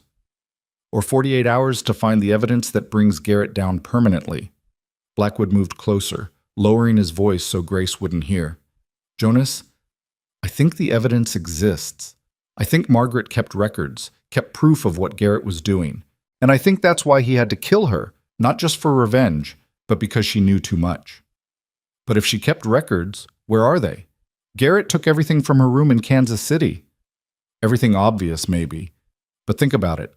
Margaret was Emily's sister. She would have known how thorough Emily was, how she always kept backups, how she never trusted important things to just one location. Blackwood pulled out a crumpled letter. I found this in the county archives this morning. It's from 3 months ago, postmarked Kansas City, addressed to Emily at your ranch. Jonas took the letter, his hands starting to shake. But Emily's been dead for years. Exactly, which means whoever mailed this didn't know Emily was dead. Jonas, I think this is from Margaret. I think she was trying to reach her sister, trying to warn her, trying to send her something. The postmaster says the letter was returned as undeliverable, but he kept it because it had official county business listed as the return address, which was odd, so he filed it away and forgot about it. Jonas turned the envelope over. It was thick, bulky, like something more than paper was inside. His fingers trembled as he broke the seal. Inside was a single sheet of paper and a small brass key. The letter was in a woman's handwriting, hurried but legible. Emily, if you're reading this, then something has happened to me. The man I was seeing, the one you warned me about, he's not who he said he was. His name is Victor Garrett, and he's been using me to get to Jonas. He knows about Jonas killing his brother. He's been planning revenge for years. I was a fool to trust him, and now I've put myself and Grace in danger. I'm sending this key to you because you're the only one I can trust. It opens a box at the Kansas City Bank, account number 3471. Inside you'll find everything. Evidence of Garrett's crimes, names of people he's killed, proof of his land schemes. If anything happens to me, please protect my daughter. Tell Jonas I'm sorry for everything. Tell him to use what's in that box to destroy Garrett before he destroys everyone we love. Your sister, Margaret. Jonas read the letter 3 times, his mind reeling. Margaret had known, had documented everything. And she'd tried to warn Emily, not knowing Emily was already dead, possibly by the same hand that would kill Margaret months later. The box, Jonas said. We need to get to Kansas City. That's a 3-day ride, Blackwood pointed out.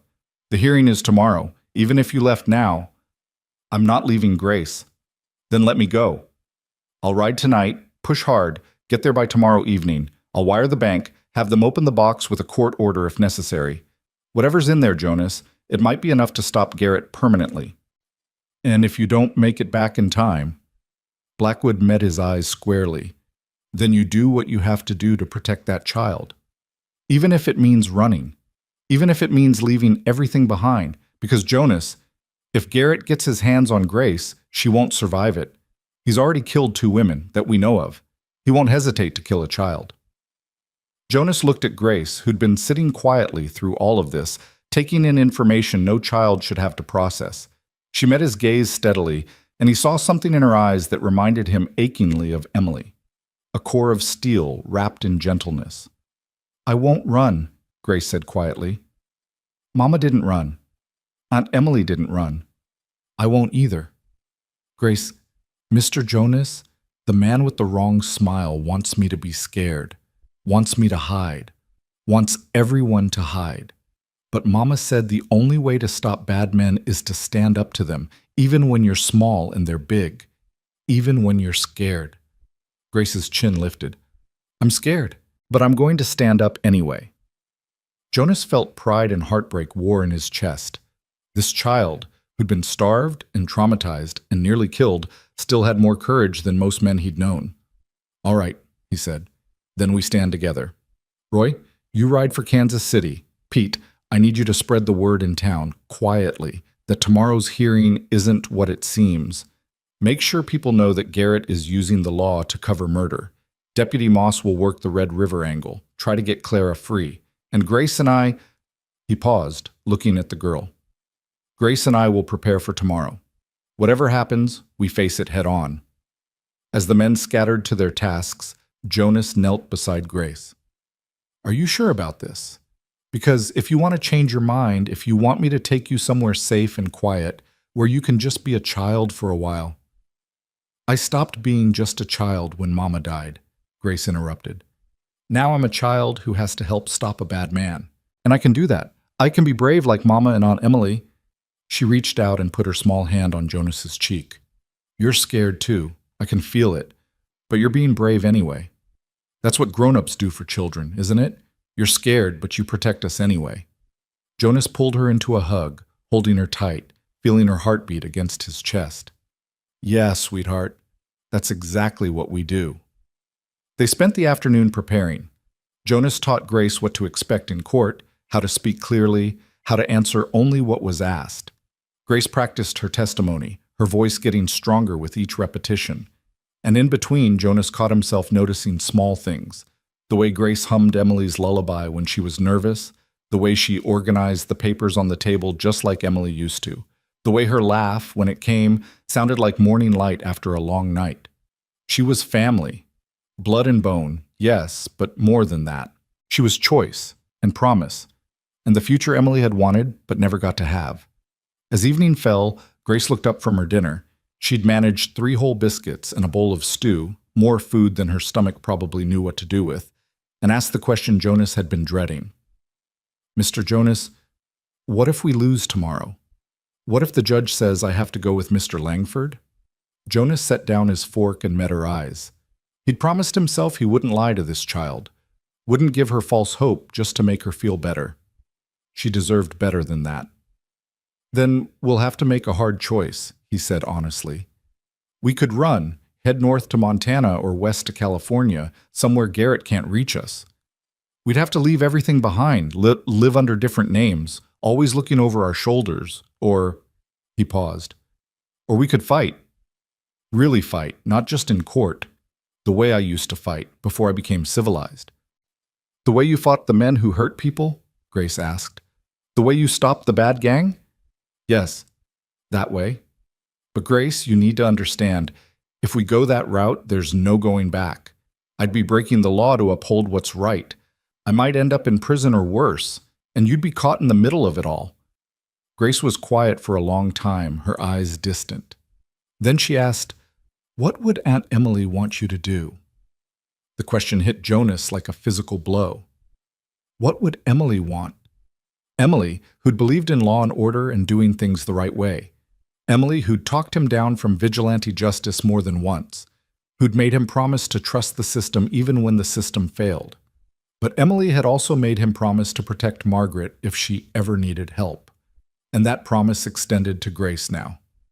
I think, Jonas said slowly, Emily would want me to protect you, however I had to, whatever it cost. Grace nodded, satisfied. Then that's what we'll do. We'll go to court tomorrow and try to win the right way. But if the judge is wrong, if he gives me to the bad man— She looked at Jonas with fierce determination. Then you fight like you used to, and I'll help however I can. You're 7 years old. You shouldn't have to help fight battles. But I'm already in this battle. The bad man made me part of it when he hurt Mama, so I might as well help win it. Grace reached across the table and took Jonas's hand. We're family now, right? And families fight for each other. Yes, Jonas said, his throat tight. We're family. and I will fight for you until my last breath." That night, Jonas lay in his bedroll by the fireplace. He'd given Grace the bedroom and refused to sleep more than 10 feet from her door. The house was quiet except for the settling sounds of wood and wind. But Jonas's mind wouldn't settle. It kept circling back to tomorrow, to the courthouse, to standing before Judge Morrison and trying to convince a man who hated him that Grace belonged here, not in Garrett's clutches. Around midnight, he heard soft footsteps. Grace appeared in the doorway, clutching one of Emily's old quilts around her shoulders. "Can't sleep?" Jonas asked quietly. "I keep seeing Mama's face, the way she looked right before." Grace's voice trembled. "Mr. Jonas, do you think she knew? That she was dying, I mean. Do you think she was scared?" Jonas sat up and patted the space beside him. Grace curled up against his side, small and warm and heartbreakingly fragile. "I think she knew," Jonas said honestly, "and I think she was terrified, not for herself, but for you. That's what parents do. We're not scared of dying. We're scared of leaving our children alone and unprotected. But you're not my parent." "No, but I'm your guardian, and that means I carry the same fear, the same responsibility." Jonas pulled the quilt tighter around them both. "Grace, whatever happens tomorrow, I want you to remember something. Your mama loved you so much that she used her last strength to save you. She sent you to me because she believed I could keep you safe, and I'm going to honor that belief, that trust. I will not let you down." Grace was quiet for a moment, then whispered, "I think Mama sent me to you for another reason too." "What reason?" "Because you were sad and alone, and she thought maybe we could save each other." Grace looked up at him with eyes that saw too much. "That's what Aunt Emily would have wanted, isn't it? For you to have someone to take care of again, someone to love." Jonas felt tears burn behind his eyes. Out of the mouths of babes came truths that adults spent lifetimes avoiding. "Maybe you're right," he said roughly. "Maybe your mama was smarter than I gave her credit for." They sat together in the firelight, guardian and child, two people who'd found each other in the wreckage of other people's hatred. And Jonas made a silent vow to Emily, to Margaret, to whatever powers governed the universe. Tomorrow, in that courtroom, he would give everything he had to keep this child safe. And if the system failed them, if Judge Morrison ruled against them, then Jonas would become again what he'd been in his ranger days, a man who did what needed doing, regardless of the cost. Because Grace was right. They were family now, and family was worth any price, any sacrifice, any sin. Even if it meant going to war with a ghost who'd waited 16 years for revenge, even if it meant becoming a ghost himself. Morning came too fast and too slow all at once. Jonas had managed maybe 2 hours of sleep before the pre-dawn light started creeping through the windows, gray and reluctant. Grace had fallen asleep against his shoulder sometime after 1, and he'd carried her back to bed without waking her. Now he stood at the kitchen window, coffee growing cold in his hand, watching the valley for any sign of movement. The hearing was at 2 o'clock. It was barely 6 now, which meant 8 hours of waiting, 8 hours of Grace's growing anxiety, 8 hours for Garrett to make another move. Jonas had checked his guns 3 times already, verified the ammunition, made sure every weapon in the house was loaded and within reach. He'd fought in a war, tracked killers through hostile territory, faced down men who wanted him dead. But standing here waiting to walk into a courtroom felt more dangerous than all of that combined. Because in a courtroom, he couldn't use his guns, couldn't rely on his instincts, couldn't protect Grace the way he knew how. He'd have to trust the system, trust the law, trust a judge who despised him to make the right choice. "You're going to wear a hole in the floor." Jonas turned to find Grace standing in the doorway, still in the nightdress Clara had found for her. Her dark hair was a tangle, and her eyes carried shadows that had nothing to do with lack of sleep. "Couldn't rest either?" Jonas asked. "I kept having the dream again. The one where the man with the wrong smile takes me away and you can't follow because there are chains holding you down. And you're screaming my name, but I keep getting further and further away until I can't hear you anymore." Grace wrapped her arms around herself. "Do you think dreams know things? Like what's going to happen?" "I think dreams are just our fears playing dress-up," Jonas said, though he wasn't sure he believed it. "Come here. Let's get you fed before we have to get ready." As Jonas cooked breakfast, eggs and bacon, more food than either of them could probably eat, but he needed the activity. Grace sat at the table arranging and rearranging the salt and pepper shakers.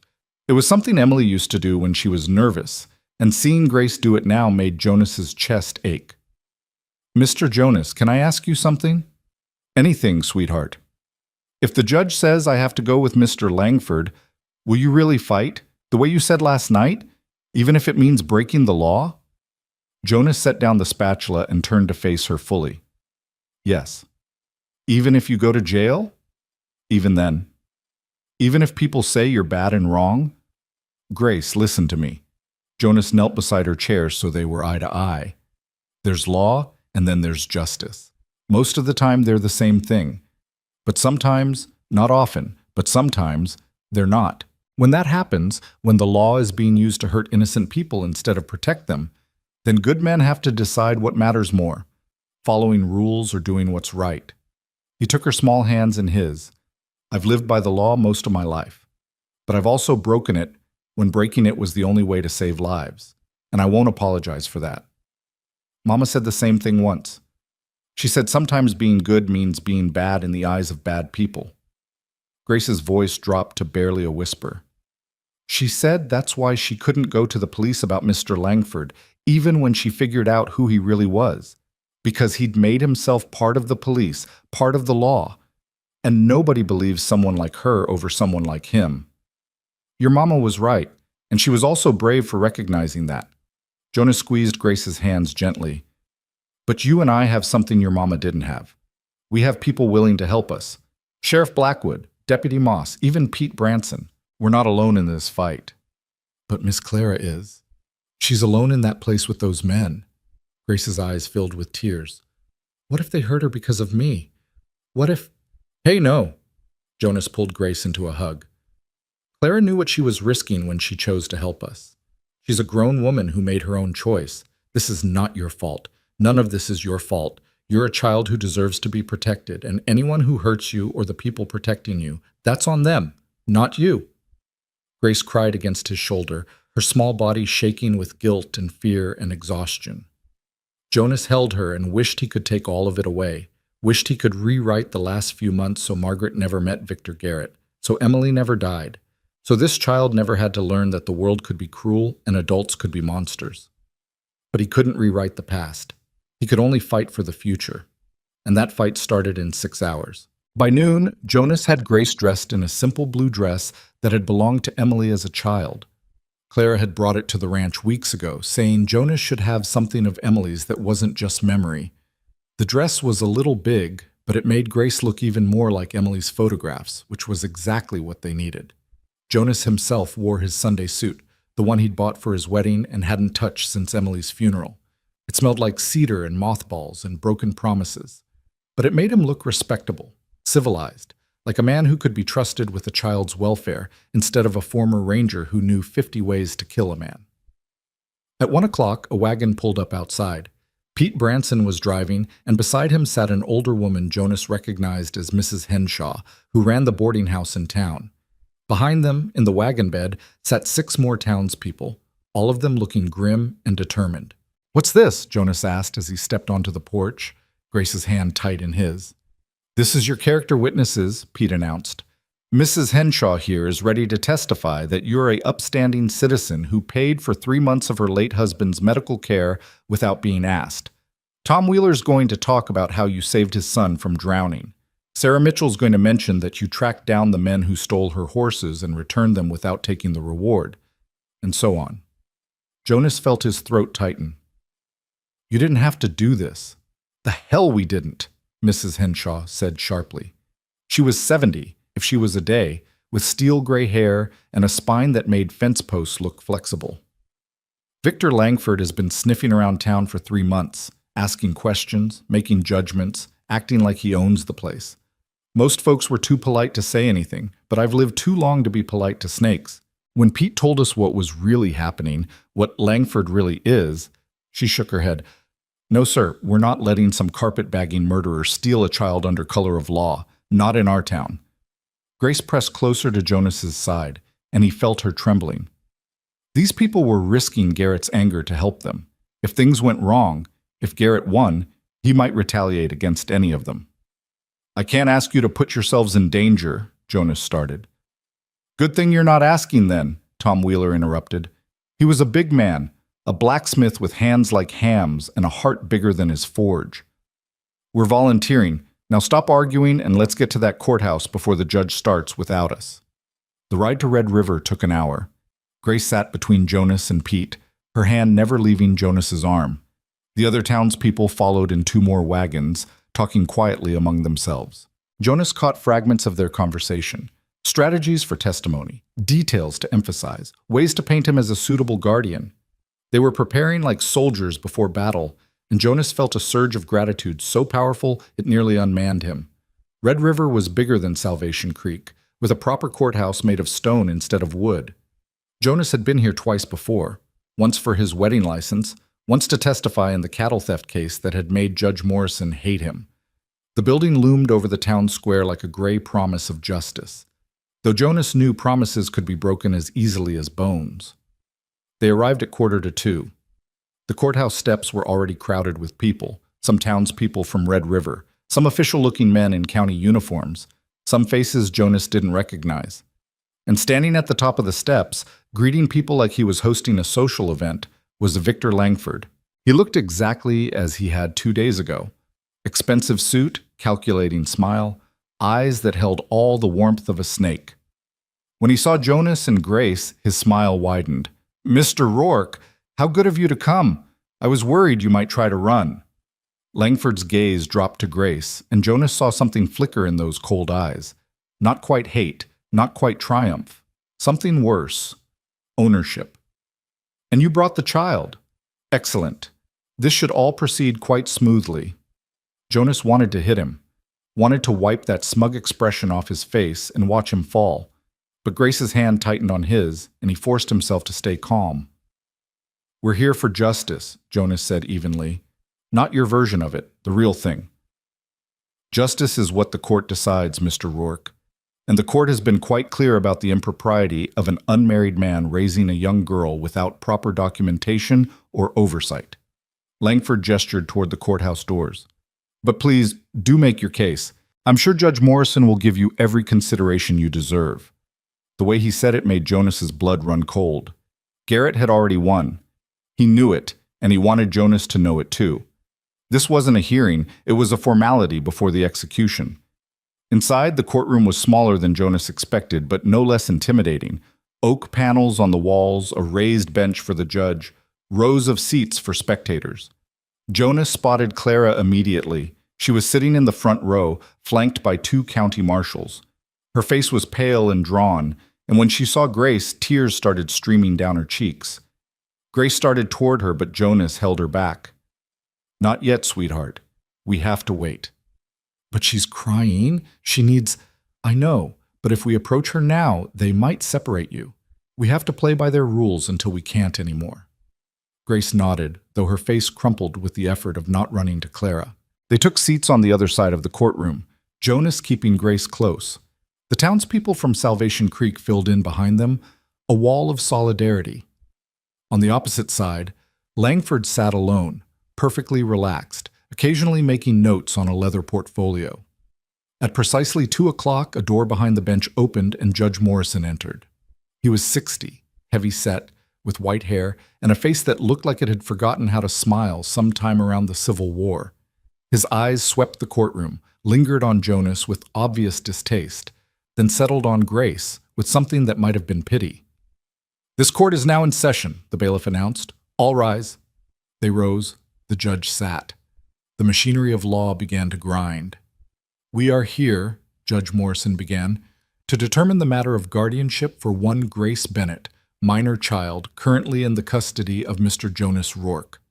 County Registrar Langford has filed a petition to remove the child from Mr. Rourke's custody and place her in county care pending identification of proper family. Mr. Langford, you may present your case." Langford stood with practiced ease. "Thank you, Your Honor. The facts are quite simple. 3 days ago, a child was discovered in a freight car at the Salvation Creek Depot.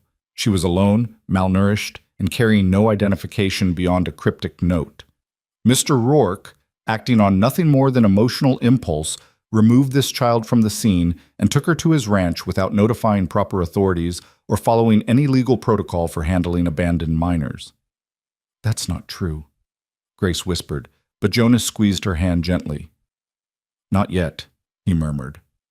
Langford continued. While Mr. Rourke's heroism in rescuing the child is commendable, his subsequent actions raise serious concerns. He has no blood relation to this child. He has no documentation proving any legal right to her custody, and he has resisted all attempts by county officials to ensure the child's welfare according to established law. Langford paused for effect. Furthermore, Your Honor, I have evidence that Mr. Rourke has a history of violence and disregard for legal process. He is, by his own admission, a former member of Morrison's Rangers, a paramilitary group known for operating outside normal law enforcement boundaries. Judge Morrison's face hardened. Jonas knew what was coming.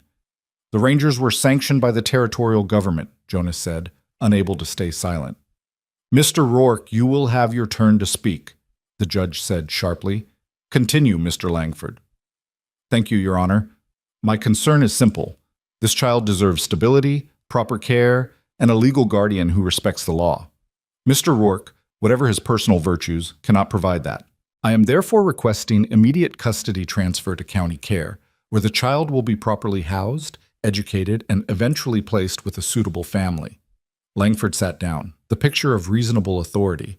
Jonas felt Grace trembling beside him and knew it was taking all her courage not to cry out. He kept his hand steady on hers, trying to project a calm he didn't feel. Mr. Rourke, Judge Morrison said, do you have representation? No, Your Honor, just the truth. The truth is not always sufficient in a court of law, but very well, present your case. Jonas stood, acutely aware of every eye in the room on him. He'd faced down killers with less anxiety than he felt now. Your Honor, everything Mr. Langford said is technically accurate. I did take Grace from that freight car without proper procedure. I did bring her to my ranch. I did resist county officials. Jonas paused. But what he's not telling you is why. That freight car door was sealed shut, nailed from the outside. Grace was left in there to die. Someone tried to murder this child, and when I found her, my first thought wasn't about paperwork. It was about saving her life. Laudable, but irrelevant to the question of legal custody, Morrison said. It's completely relevant, Your Honor, because the person who tried to kill Grace is in this room right now. Jonas pointed directly at Langford. That man is not Victor Langford. He's Victor Garrett, brother of Daniel Garrett, the outlaw I helped bring to justice 16 years ago. He's been planning revenge ever since, and Grace is his weapon of choice. The courtroom erupted. Langford was on his feet, his face a mask of outraged innocence. Your Honor, this is absurd. Mr. Rourke is clearly unstable. Sit down, both of you. Morrison's gavel slammed like a gunshot. Mr. Rourke, those are serious accusations.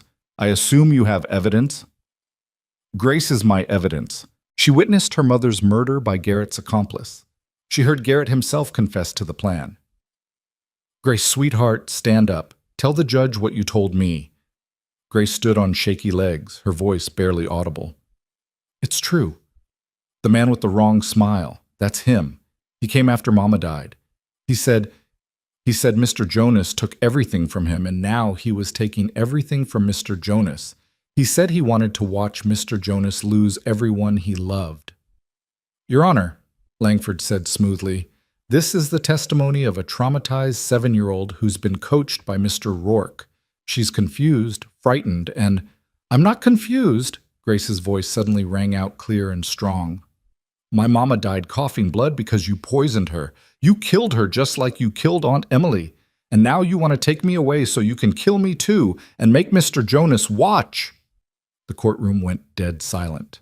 Jonas saw Clara's face crumple, saw the townspeople behind him lean forward with shock, saw the judge's expression shift from irritation to something more complex. Aunt Emily? Morrison repeated. Child, what is your full name? Grace Bennett. My mama was Margaret Whitwell Bennett. Aunt Emily was Emily Whitwell Rourke.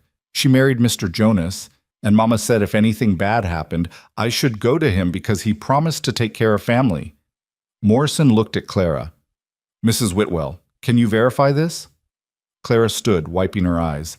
Yes, Your Honor. Margaret was my younger sister. I have photographs proving the family connection, and Grace looks exactly like Emily did at that age. The resemblance is unmistakable. Then why? Morrison asked, his voice heavy with suspicion. Are we only learning this now? Why wasn't this information presented immediately? Because someone destroyed all of Margaret's documents, Jonas said. Because Garrett, Langford, whatever you want to call him, has spent months planning this. He killed Margaret, he tried to kill Grace, and now he's using the legal system to finish the job. These are serious accusations, Mr. Rourke, but where is your proof? Beyond the word of a child and your own paranoia? Jonas felt desperation claw at him. Where was Blackwood? Had he made it to Kansas City? Had he found Margaret's evidence? Before he could answer, the courtroom doors burst open. Deputy Moss stumbled in, his face bleeding, his uniform torn. Behind him, Sheriff Blackwood appeared, equally disheveled, but carrying a leather satchel. Your Honor, Blackwood gasped. I apologize for the interruption, but we have evidence. Critical evidence regarding this case. Morrison looked ready to explode. Sheriff Blackwood, this is highly irregular. So is attempted murder and fraud, Your Honor. I just spent the last 18 hours riding to Kansas City and back. I have documents from Margaret Bennett's safety deposit box. Documents that prove everything Mr. Rourke has been saying. Blackwood moved forward, pulling papers from the satchel.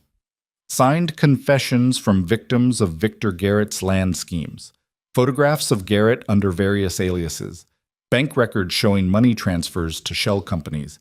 And a letter, written by Margaret Bennett 3 months ago, detailing how Victor Garrett poisoned her, threatened her daughter, and planned to use Grace to torture Jonas Rourke as revenge for killing his brother. Langford was on his feet, his composure finally cracking. Those documents are forgeries. Margaret Bennett was a known liar, and you just admitted you knew her, Jonas said softly. You just claimed to know her character, but Victor Langford, county registrar, should have no knowledge of a woman who died in Kansas City 3 months ago. Should he, Your Honor? Morrison's eyes narrowed. An excellent point, Mr. Langford, or whoever you are. I think you need to answer some questions, starting with... Langford moved fast, faster than a county bureaucrat should have been able to move. He grabbed Grace, yanking her away from Jonas with brutal efficiency. Before anyone could react, he had a knife at her throat. Nobody move! Langford's mask of civility was gone, replaced by the cold killer he'd always been beneath. I walk out of here with the girl, or she dies right here in front of all of you. Jonas gets to watch. That was always the plan. Jonas went very still, his hand hovering near his gun. But there were too many people, too much chaos. One wrong move and Grace would bleed out before he could stop it. Victor, Jonas said quietly, let her go. Your fight is with me, not her. My fight is with your happiness, Garrett snarled. My brother died alone in the dirt while you walked away to your perfect life with your perfect wife in your perfect house. I spent 16 years in hell building a new identity, planning my revenge. And when I finally tracked you down, when I saw you'd lost Emily, he laughed, a broken sound. I thought maybe that was enough. Maybe watching you grieve was sufficient revenge. But then I found out about Margaret, found out Emily had made you promise to protect her family. And I realized, why settle for past grief when I could create fresh pain? So you killed Margaret, Jonas said, keeping his voice level, keeping Garrett talking.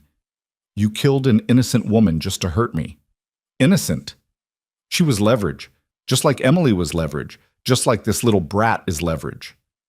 Garrett pressed the knife harder against Grace's throat, and a thin line of blood appeared. Grace whimpered but didn't struggle. I made Emily sick slowly so you'd watch her die. I made Margaret sick slowly so she'd have time to send her daughter to you. And now I'm going to take Grace and make you watch as I destroy her piece by piece until there's nothing left but your guilt and my satisfaction. You're insane, Clara breathed. I'm patient, Garrett corrected. There's a difference. Now, everyone move aside. The girl and I are leaving. Jonas, you're going to watch us go, and you're going to do nothing. Because if you try to stop me, if anyone tries to stop me, I'll open her throat right here, and you'll spend the rest of your life knowing you could have saved her, but didn't. Jonas looked at Grace. Her eyes were wide with terror, but she was watching him, trusting him, believing he'd find a way. He thought about Emily, about the promises he'd made and broken, about 4 years of dying slowly, about 3 days of remembering what it felt like to live. Then he thought about what he'd told Grace. Sometimes being good means being bad in the eyes of bad people. "No," Jonas said. Garrett blinked. "What?" "I said no. You're not taking her. You're not leaving this courthouse. And you're sure as hell not walking away from this." Jonas took a step forward. "You spent 16 years planning revenge, Victor. I spent 3 days remembering who I used to be. Want to find out which one of us planned better? I'll kill her." "No, you won't. Because if you kill her now, your revenge is over. You need her alive to torture me. That's your weakness. You want me to suffer, which means she has to survive long enough for me to watch. You hesitate because killing her too quickly defeats your purpose." Jonas took another step. "But me? I don't hesitate. Never did." Jonas drew and fired in one smooth motion. The bullet took Garrett in the shoulder, the one holding the knife. The blade clattered to the floor. Grace dropped, and Jonas was there, scooping her up, shielding her with his body as the courtroom erupted into chaos. Garrett screamed, clutching his shoulder. "You bastard! You shot me in a courthouse." "Should have shot you 16 years ago," Jonas said coldly. "Would have saved everyone a lot of trouble." Deputies swarmed Garrett, pinning him down as he thrashed and screamed threats. Judge Morrison was shouting for order. Clara was sobbing. And Grace was pressed against Jonas's chest, alive and bleeding, but alive, her small arms wrapped around his neck like she'd never let go. "I've got you," Jonas murmured into her hair. "I've got you, sweetheart. You're safe now. You're safe." "You shot him," Grace whispered, her voice filled with awe and shock. "You really shot him!" "I told you I'd fight for you. I keep my promises." Blackwood appeared beside them, his face grim but satisfied. "Jonas, that was the stupidest, most reckless, most perfect shot I've ever seen. You're either going to be arrested or celebrated, maybe both. Don't care which, long as Grace is safe." "Oh, she's safe. And Garrett's going to prison for the rest of his life. Maybe longer if we can prove he killed Emily." Blackwood pulled papers from his satchel. "Margaret's evidence is damning. Names, dates, methods. She documented everything from the first day she realized who Garrett really was. She knew she was dying, knew he was coming for Grace, and she made sure we'd have what we needed to stop him." Jonas looked at Grace, at this child who'd survived because her mother had been brave enough to fight back even in death. Margaret was remarkable. Yes, she was, and so is her daughter.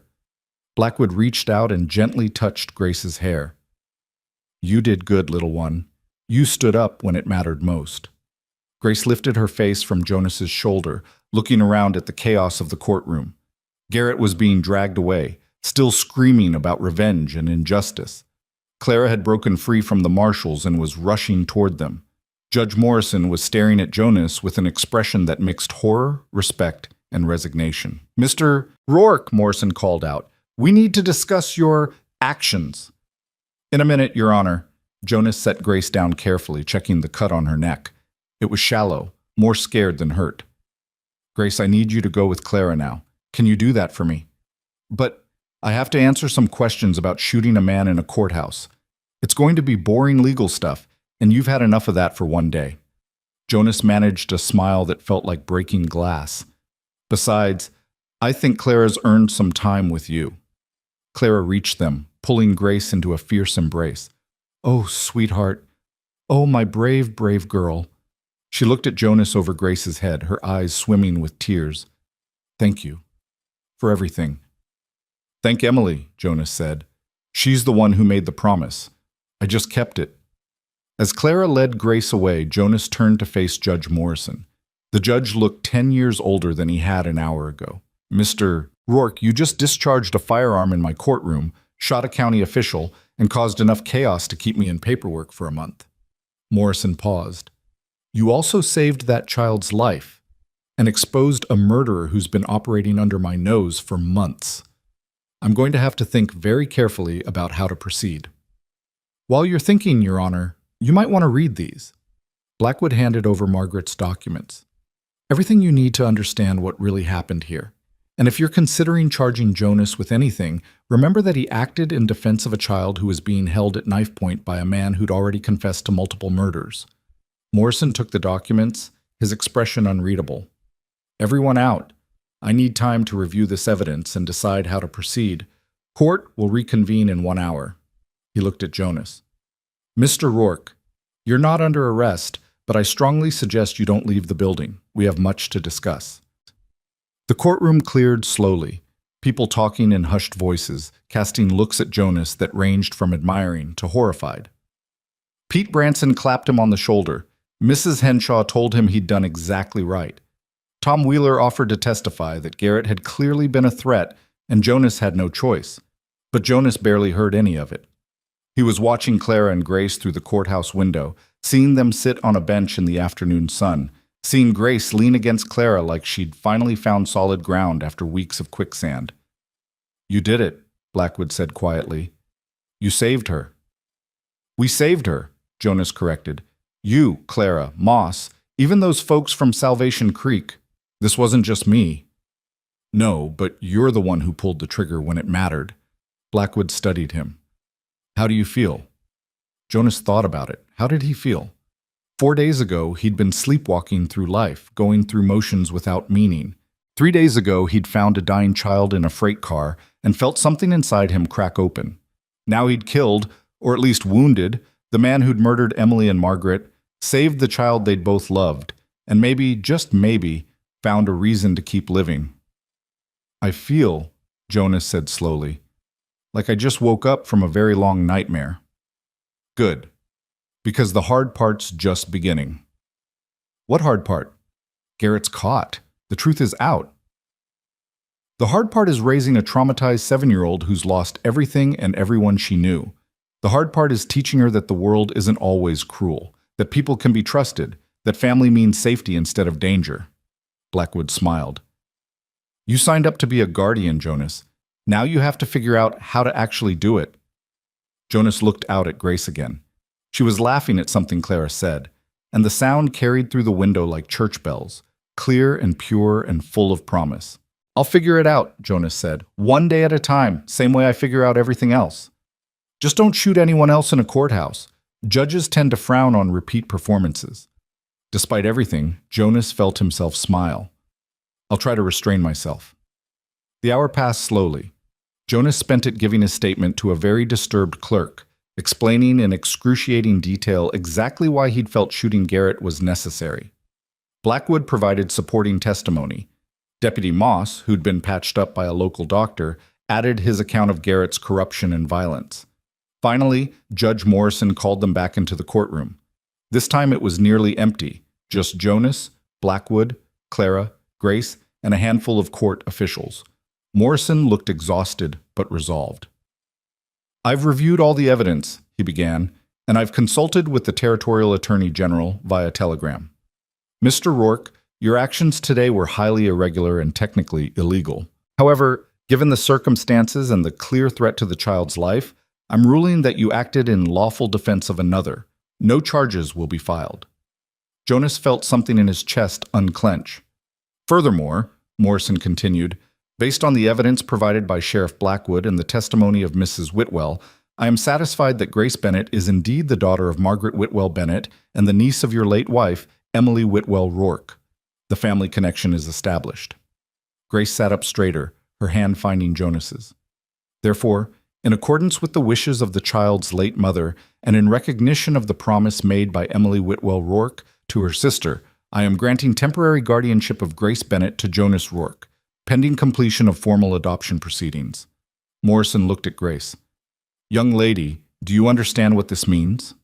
Grace nodded. It means I get to stay with Mr. Jonas. It means more than that. It means he will be legally responsible for you. He will make decisions about your education, your health, your future. You will live in his house, carry his name if he chooses, and be under his protection until you reach adulthood. Is that acceptable to you? Yes, Your Honor. That's what Mama wanted. That's what I want too.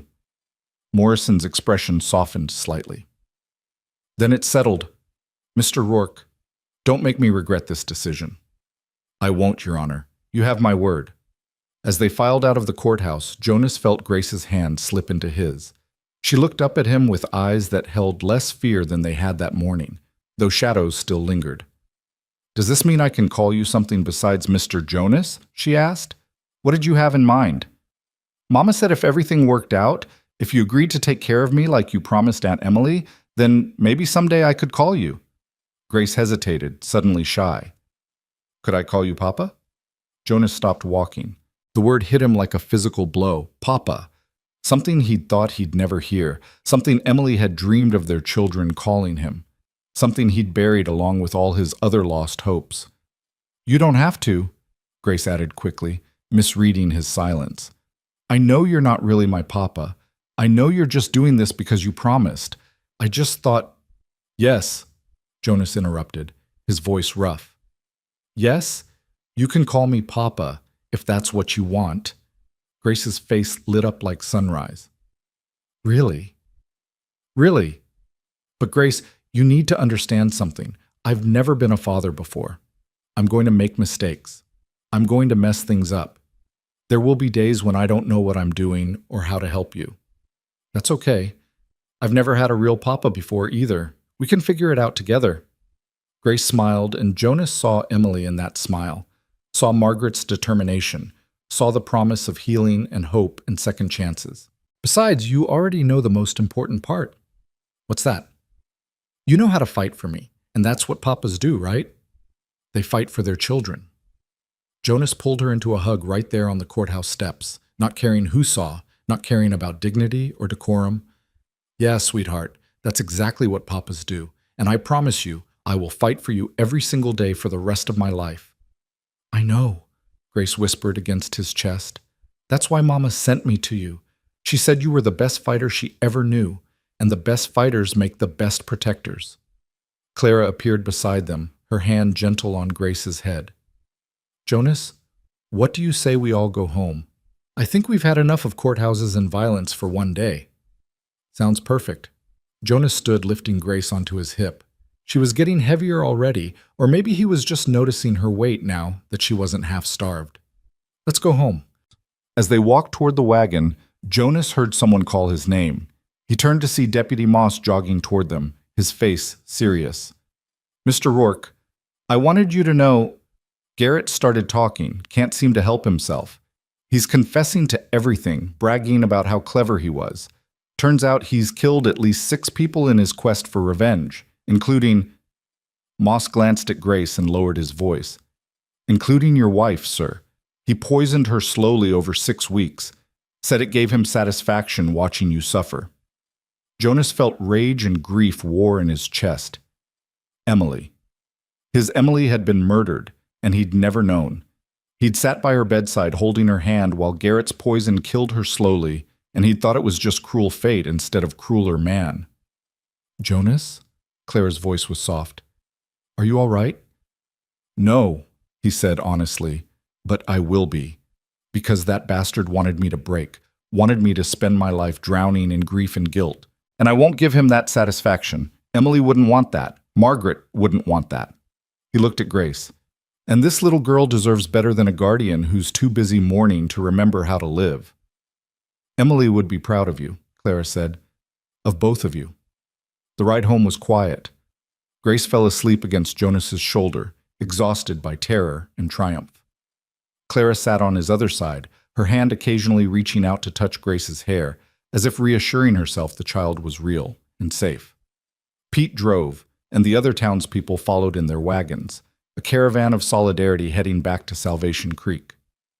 The sun was setting by the time they reached Jonas's ranch. The valley was bathed in golden light, and the house, Emily's house, now Grace's house, looked warm and welcoming instead of haunted. Jonas carried Grace inside and tucked her into bed, watching as she curled up under the quilts without waking. She's home, Clara whispered from the doorway. Really, truly home. Yeah, Jonas agreed. We both are. That night, Jonas sat on the porch watching stars emerge one by one. He thought about Emily, about how she'd made him promise to protect her sister's family if they ever needed help. She'd known, somehow, had seen the darkness gathering even before it arrived, and she'd made sure that even in death, her promise would be kept. "Thank you," Jonas whispered to the night sky, to Emily's memory, to whatever powers governed mercy and justice. "Thank you for sending her to me. Thank you for giving me a reason to fight again. I won't let you down."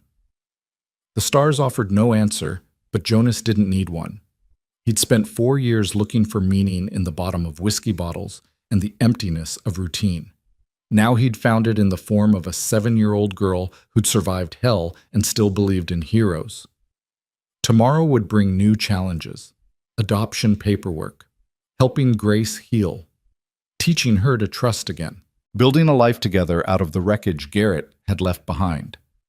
But tonight, Jonas Rourke sat on his porch and felt something he hadn't felt in 4 years. He felt like a man with a future instead of just a past. And that, he thought as Grace's lullaby drifted through the open window, was more than enough. The morning after the courthouse brought a quiet Jonas hadn't experienced in years. Not the empty silence of a house mourning its ghosts, but the full silence of peace settling into corners that had known only echoes. He woke to find Grace standing at his bedside, her hand hovering over his shoulder like she wanted to touch him but wasn't sure she was allowed. "Papa?" The word came out tentative, testing. "Are you awake?" Jonas opened his eyes and saw the sunrise behind her, turning her dark hair golden at the edges. For a moment, his heart stuttered. She looked so much like Emily standing there, backlit and beautiful and impossibly young. "I'm awake, sweetheart. Everything okay?" "I had a dream, but it was a good one this time." Grace climbed onto the edge of his bed without waiting for permission, a small act of trust that made Jonas's throat tight. "I dreamed Mama was here, and she was smiling. She said thank you for keeping me safe. She said I was exactly where I was supposed to be." Jonas sat up, pulling Grace close. "Your mama was a smart woman. Brave, too." "Papa, what happens now? Do we just live here? Like regular people?" "That's exactly what we do. We wake up, we eat breakfast, we take care of the ranch, we have dinner, we go to sleep, and we do it again the next day, and the day after that." Jonas smoothed her hair back. "Being a family isn't complicated, Grace. It's just showing up for each other, day after day, even when it's hard. Even when I have bad dreams?" Especially then, Clara appeared in the doorway, already dressed and carrying the smell of fresh coffee. "Well, look at this. My 2 favorite people being philosophical before breakfast. Emily used to say the best conversations happened in the morning when the world was still quiet enough to hear yourself think." Over the next weeks, they fell into rhythms that felt both strange and natural. Jonas taught Grace how to feed the chickens, how to check the horse's hooves for stones, how to tell when the bread was ready to come out of the oven. Clara stayed on, moving into the guest room officially, claiming she was too old to live alone anyway, and Grace needed a woman's influence. Jonas suspected it had more to do with Clara finally having family again after years of lonely propriety. But he didn't argue. Grace bloomed under their care like a plant finally given water after drought. She gained weight, her cheeks filling out until she looked less like a ghost and more like a child. The shadows under her eyes faded. Her nightmares came less frequently, and when they did come, Jonas or Clara was always there to hold her until the fear passed. But the legal machinery ground slowly. Adoption required paperwork, hearings, documentation. Judge Morrison, true to his word, expedited the process where he could, but territorial law was territorial law. Jonas found himself making monthly trips to Red River, standing before various officials, proving over and over that yes, he could provide for Grace. Yes, he understood the responsibility. Yes, he was certain about this choice. During one such trip, 6 weeks after the courthouse shooting, Jonas ran into Deputy Moss outside the courthouse. The young man looked tired but satisfied. "Mr. Rourke, good to see you. How's Grace?" "Growing like a weed and eating me out of house and home, which is exactly what she should be doing." Jonas shook Moss's hand. "How's the Garrett case progressing?" "He goes to trial next month. Between his own confessions and Margaret's evidence, it's open and shut. The territorial attorney is pushing for execution." Moss's face darkened. "Though honestly, life in prison might be worse punishment. Garrett's the type who can't stand being caged. Every day locked up is torture for him." "Good," Jonas said without remorse. He tortured 2 women to death and tried to kill a child. He deserves every second of suffering he gets. Can't argue with that. Oh, and Mr. Rourke, I wanted you to know I've been going through the evidence from Margaret's box. She kept a diary, detailed everything from the first day she met Garrett. Reading it, Moss paused, choosing words carefully. Your wife's sister was an extraordinary woman. She knew Garrett was dangerous, knew what he was planning, but she stayed close to him anyway. Gathered evidence, documented his crimes, all while slowly dying from his poison. She did it to protect Grace and to make sure Garrett would eventually face justice. Jonas felt his chest tighten. She was protecting all of us. Yes, sir. And there's something else in the diary you should know about. Margaret wrote about why she and Emily had their falling out all those years ago. Moss pulled a folded paper from his pocket. I made you a copy. Thought you might want to read it. That evening, after Grace was asleep and Clara had retired to her room, Jonas sat by the fire and read Margaret's words. The letter was dated 15 years earlier, just after Margaret and Emily's final argument. Today, I told Emily I was leaving with Victor. She begged me not to go, said he was dangerous, said she could see darkness in him that I was too blind to notice. We fought terribly. I said things I can never take back.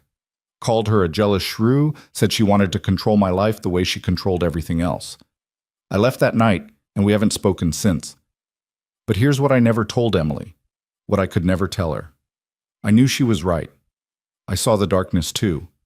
I went anyway because Victor was threatening Jonas, threatening Emily, and I thought if I stayed close to Victor, if I gave him what he wanted, maybe he'd leave my sister alone.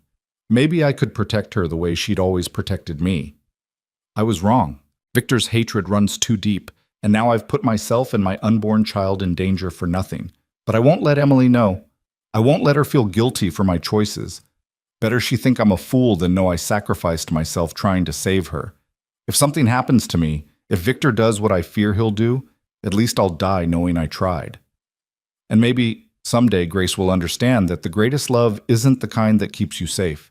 It's the kind that makes you brave enough to walk into danger for someone else. Jonas read it 3 times, tears streaming down his face. Margaret had known, had seen through Garrett from the beginning, and she'd sacrificed herself trying to protect Emily, trying to divert Garrett's revenge away from her sister. It hadn't worked. Garrett had killed them both, but Margaret had died fighting, had died protecting, had died making sure Grace would survive to tell the truth. Papa? Grace's voice came from the hallway. Why are you crying? Jonas wiped his eyes and held out his arm. Grace came to him, curling up in his lap like she'd been doing it her whole life. I'm crying because I just learned how brave your mama was, how much she loved her sister, how much she loved you. Jonas showed Grace the letter. She wrote this when you were still in her belly, before you were even born. She was already protecting you. Grace read slowly, her lips moving with the words. When she finished, she was crying too. She gave up everything to keep Aunt Emily safe. And Emily made me promise to protect you, which means your mama's sacrifice wasn't in vain. You're here, you're safe, and you're loved. That's what your mama fought for. Jonas kissed the top of Grace's head. That's what they both fought for. Do you think they can see us now? Mama and Aunt Emily? Do you think they know we're together? I think they know. I think they're probably sitting somewhere laughing at how stubborn we both are and how long it took us to figure out how to be a family. Jonas smiled through his tears, but we got there eventually. That's what matters. The weeks became months. Summer turned to autumn, and the valley transformed into a palette of gold and crimson. Jonas taught Grace to ride, holding the lead rope while she learned to post and balance. Clara taught her letters and numbers, transforming the kitchen table into a schoolroom every afternoon. Grace learned to bake bread that didn't come out like rocks, to sew stitches that mostly stayed straight, to recognize the signs of weather changing in the mountains. And slowly, carefully, she learned to trust that this life was real and permanent. Papa, what if they change their minds? Grace asked one evening as they checked the fence line together. What if the court says I have to leave? They won't. The adoption is almost finalized. Judge Morrison signed the preliminary orders last week. There's just one more hearing, and then you're legally mine. Grace Rourke. Jonas tested the name. What do you think? Grace Rourke. Grace repeated it, tasting the syllables. It sounds real, like I'm not nobody's child anymore. You were never nobody's child, sweetheart. You were always somebody's daughter. First your mama's, then mine. Jonas knelt beside her. But yes, after the hearing, it'll be official, legal and binding and permanent. No one can ever take you away. What about when you die? The question came out small and scared. I know people die. Mama died. Aunt Emily died. What happens to me when you die? Jonas pulled her close, understanding the fear beneath the question. Grace, I'm not planning on dying for a very long time, but when I do, many, many years from now, you'll be a grown woman who can take care of herself. And this ranch, this land, everything I have will be yours. You'll inherit it all, just like any daughter would inherit from her father. Promise? I promise. And you know I keep my promises. The final hearing came on a cold November morning. The courthouse was nearly empty this time, just Jonas, Grace, Clara, Sheriff Blackwood, and Judge Morrison. No drama, no violence, just legal formalities that would bind a family together in the eyes of the law. Morrison looked older than he had 6 months ago, but his voice was steady as he addressed the court. We are here to finalize the adoption of Grace Bennett by Jonas Rourke. I have reviewed all documents, conducted the required investigations, and spoken with the child on multiple occasions. I find that Mr. Rourke has provided excellent care, that the child is thriving in his custody, and that the adoption is clearly in Grace's best interests. He looked at Grace. Young lady, I'm going to ask you one more time. Do you want Jonas Rourke to be your legal father? Grace stood, her voice clear and certain. Yes, Your Honor, I want him to be my papa forever. And Mr. Rourke, do you accept this child as your daughter, with all the responsibilities and joys that entails? Jonas felt the weight of the moment settle over him, the weight of promises kept and futures secured and love that had found him when he'd stopped looking for it. Yes, Your Honor, I accept Grace as my daughter, and I will protect her, provide for her, and love her for the rest of my life. Morrison's gavel fell. Then by the power vested in me by the territorial court, I declare this adoption final and binding. Grace Bennett is hereby Grace Rourke, daughter and legal heir of Jonas Rourke. May God bless you both. Grace threw herself at Jonas, wrapping her arms around his neck and sobbing. Jonas held her, his own eyes burning, feeling pieces of his broken heart finally knitting back together. We did it, Grace whispered. We're really a family now. We've been a family since the day I found you in that freight car, Jonas murmured back. This just makes it official. Clara was crying openly, and even Blackwood was suspiciously bright-eyed. As they filed out of the courthouse, Jonas felt lighter than he had in years. The ghosts were finally quiet. The promises were finally kept. Outside, snow was beginning to fall, the first snow of the season, fat flakes that caught the light and turned the world soft and white. Grace tilted her face up, catching snowflakes on her tongue and laughing. Papa, can we go home now? I want to make hot chocolate and tell Aunt Clara we're official and maybe make snow angels later. We can do all of that and more. Jonas lifted her onto his shoulders, something he'd never thought he'd do with a child of his own. Let's go home, Grace Rourke. The years that followed were not without challenges. Grace still had nightmares, though they grew less frequent with time. She struggled in school at first, the gaps in her education evident, but Clara's patient tutoring eventually brought her up to grade level and beyond. There were days when Grace tested boundaries, pushed back against rules, acted out in ways that reminded Jonas she was still healing from trauma. But there were more good days than bad, days when Grace laughed so hard she snorted, making everyone else laugh too. Days when she brought home perfect marks from school and glowed with pride. Days when Jonas taught her to shoot, properly, safely, with respect for the weapon and what it could do, and she proved to be a natural. Days when Clara taught her the lullaby their mother had sung, and the three of them would harmonize in the evening, filling the house with music it hadn't known since Emily died. On Grace's 10th birthday, Jonas surprised her with a horse of her own, a gentle mare with kind eyes and a patient temperament. Grace named her Margaret, and Jonas watched with a full heart as his daughter learned to ride with confidence and joy. Papa, Grace said one evening as they brushed Margaret down after a long ride, do you think Mama would like who I'm becoming? I think she'd be incredibly proud of you, Jonas said honestly. You're smart, brave, kind, and strong. You survived things that would have broken most adults, and you came out the other side still believing in good people and second chances. Your mama would love that about you. What about Aunt Emily? Would she be proud too? Emily would be over the moon. She always wanted children, wanted to fill this house with laughter and love. You've given us that, Grace. You've made this house a home again. Grace was quiet for a moment, then asked, "Do you ever wish I was really yours, like born to you instead of just adopted?" Jonas set down the brush and turned Grace to face him. "Grace Rourke, you listen to me. You are really mine. Blood doesn't make family. Choice does. Love does. Showing up every day does. And I choose you every single day. I love you every single day. I show up for you every single day. You are my daughter in every way that matters. Don't ever doubt that. Even though I look like Mama instead of you, especially because you look like your Mama. Every time I see your face, I see the woman who loved you enough to die protecting you, and the woman who loved me enough to entrust you to my care. I see family, Grace. I see my daughter, and I see the future I thought I'd lost when Emily died." Grace hugged him fiercely. "I love you, Papa. I love you too, sweetheart. More than I knew I could love anyone." When Grace turned 13, a letter arrived from the territorial prison. Victor Garrett was dying. Consumption, the prison doctor said, same disease that had killed his brother all those years ago. He wanted to see Jonas one last time, wanted to offer some final confession or apology or curse. The warden asked if Jonas would consider visiting.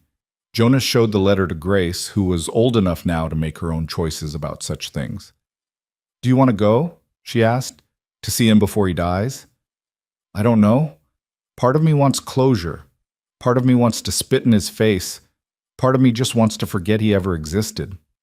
Jonas looked at his daughter, because that's what she was now, fully and completely, her adoption so old and established that most people in town didn't even remember she hadn't been born a Rourke. "What do you think I should do?" Grace considered carefully. "I think you should go. Not for him. He doesn't deserve your time or forgiveness. But for you, so you can look him in the eye and tell him that he failed, that his revenge didn't destroy you, that you took everything he tried to use to hurt you and turned it into something beautiful." She smiled. "Tell him that his greatest weapon became your greatest gift. That'll hurt him more than any words of anger could." Jonas studied his daughter, amazed as always by her wisdom. "When did you get so smart?" "I had a good teacher." Grace kissed his cheek. "Go see him, Papa. Close that chapter. Then come home, and we'll have dinner, and Clara will tell us stories, and everything will be exactly as it should be." 2 days later, Jonas rode to the territorial prison. The building was gray stone and iron bars, a place designed to break spirits and house regrets.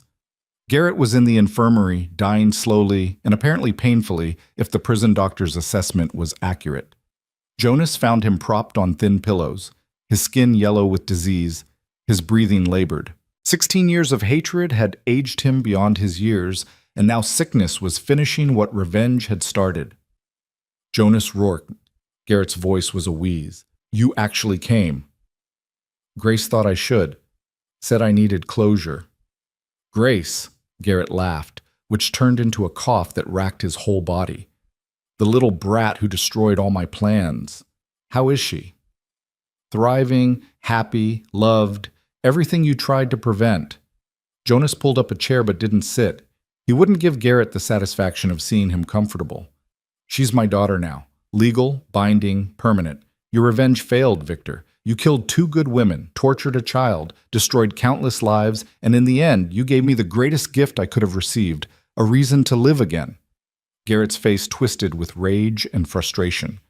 "I spent 16 years planning your destruction, and I spent 6 years raising your enemy. Grace isn't weak or broken like you wanted. She's strong. She's brilliant. She's going to inherit my ranch, my name, and my legacy. And every good thing she does in this world, every life she touches, every person she helps, that's my revenge on you, because you meant to destroy my future, but instead you gave it back to me." Jonas leaned forward. "Emily's promise lives on through Grace. Margaret's sacrifice wasn't in vain. And you? You're dying alone in a prison cell, your name synonymous with evil, your life's work amounting to nothing but pain you inflicted and justice you received. So thank you, Victor. Thank you for failing so completely. I hate you, Garrett whispered. Even now, even dying, I hate you. I know, and I pity you for it, because hate consumed your whole life and love filled mine. Guess which one of us won? Jonas turned toward the door. Goodbye, Victor. I won't waste any more time thinking about you. Wait! Garrett's voice was desperate. Don't you want to know why? Why I hated you so much? Why I couldn't let it go? Jonas paused at the door. I already know why. Your brother was your world, and I took him from you. But here's what you never understood. Your brother was a murderer and a monster. He killed innocent people for money and pleasure. Stopping him wasn't revenge, Victor. It was justice. And if you'd spent the last 16 years building something good instead of planning something evil, you might have discovered that justice and mercy can coexist, that losing someone doesn't have to destroy you, that love is stronger than hate. Jonas looked back one last time. Grace taught me that. A 7-year-old child taught me what you never learned. That's why she'll live a full and beautiful life, and you'll die here with nothing but your hatred to keep you company. Jonas walked out and didn't look back. The prison doors clanged shut behind him, final as a grave closing. He rode home through afternoon sunshine, feeling lighter than he had in 16 years. The ghost was exorcised. The revenge was complete, not through violence, but through living well. When he reached the ranch, Grace was waiting on the porch. She took one look at his face and smiled. It's over, isn't it? Really over. It's over, Jonas confirmed. No more looking backward. Only forward now. Good. Grace took his hand. Because Clara made your favorite stew, and I finished my essay on territorial history, and tomorrow I was thinking we could ride out to the north pasture and check on the new calves. You know, regular family stuff. Regular family stuff sounds perfect. The years continued to pass, marked by the rhythms of ranch life and the milestones of Grace's growing up. She turned 16 and had her first dance with a nervous boy from town, with Jonas watching like a hawk, and Clara laughing at his overprotective scowling. She turned 18 and graduated top of her class, gave a speech about resilience and family that left half the town in tears. She turned 20 and announced she wanted to study medicine, wanted to help other children who'd survived trauma the way she had. Jonas sold part of the ranch to pay for medical school, and neither he nor Clara regretted a single dollar. They visited Grace in the city when they could, marveling at their daughter in her white coat, watching her care for patients with a gentleness that came from understanding pain firsthand. On Grace's 25th birthday, she came home for a visit bringing a young man with her, a doctor she'd been working with, kind and steady and clearly devoted to her. Jonas recognized the look in the young man's eyes, the same look he'd once had when courting Emily, the look of a man who'd found something worth protecting. Papa? Grace said nervously over dinner. David and I have been talking about the future, about family, and we wanted to ask your blessing. Jonas looked at this man who wanted to marry his daughter, this man who'd have to promise to love and protect Grace the way Jonas had promised all those years ago. You understand what you're taking on? She has nightmares sometimes, trust issues. She'll test your patience and your commitment. Papa! Grace's face reddened with embarrassment, but David just smiled. Sir, Grace has told me everything about her mother, about Victor Garrett, about how you saved her and raised her and loved her when she had nothing and no one. I understand exactly what I'm taking on, the most remarkable woman I've ever met, who survived hell and came out believing in goodness. I'd be honored to spend my life proving I'm worthy of that faith. Jonas studied him for a long moment, then extended his hand. Then you have my blessing.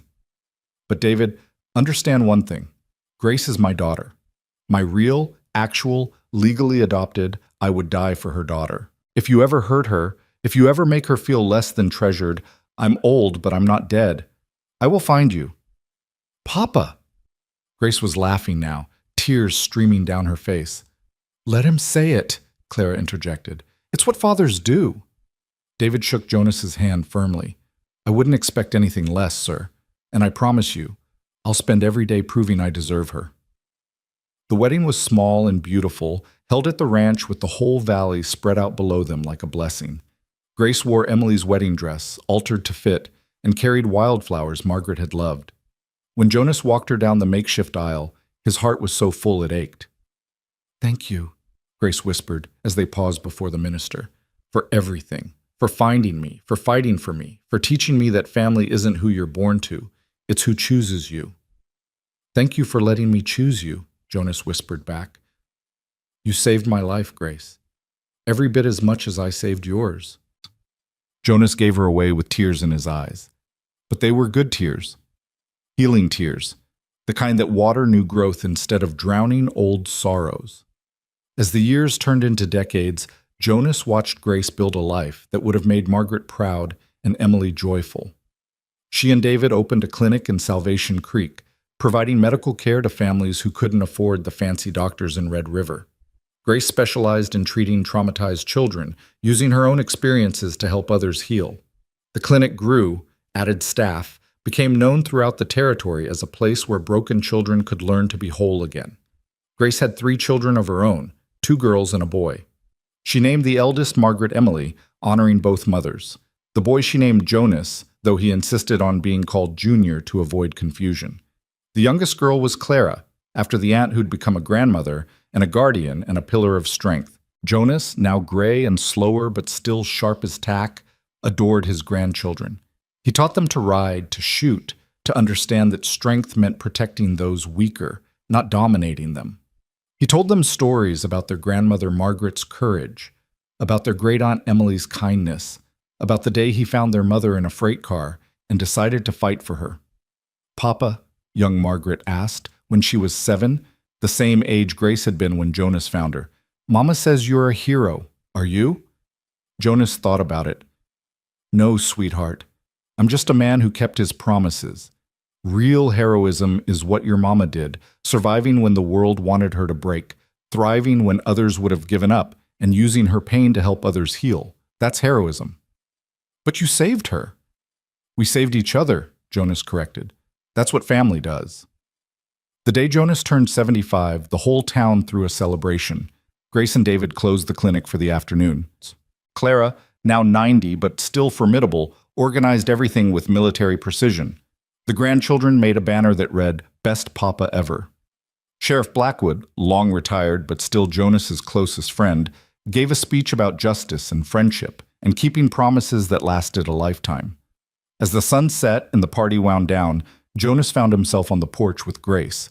She was 40 now, threads of silver in her dark hair, laugh lines around her eyes that spoke of a life well lived despite its terrible beginning.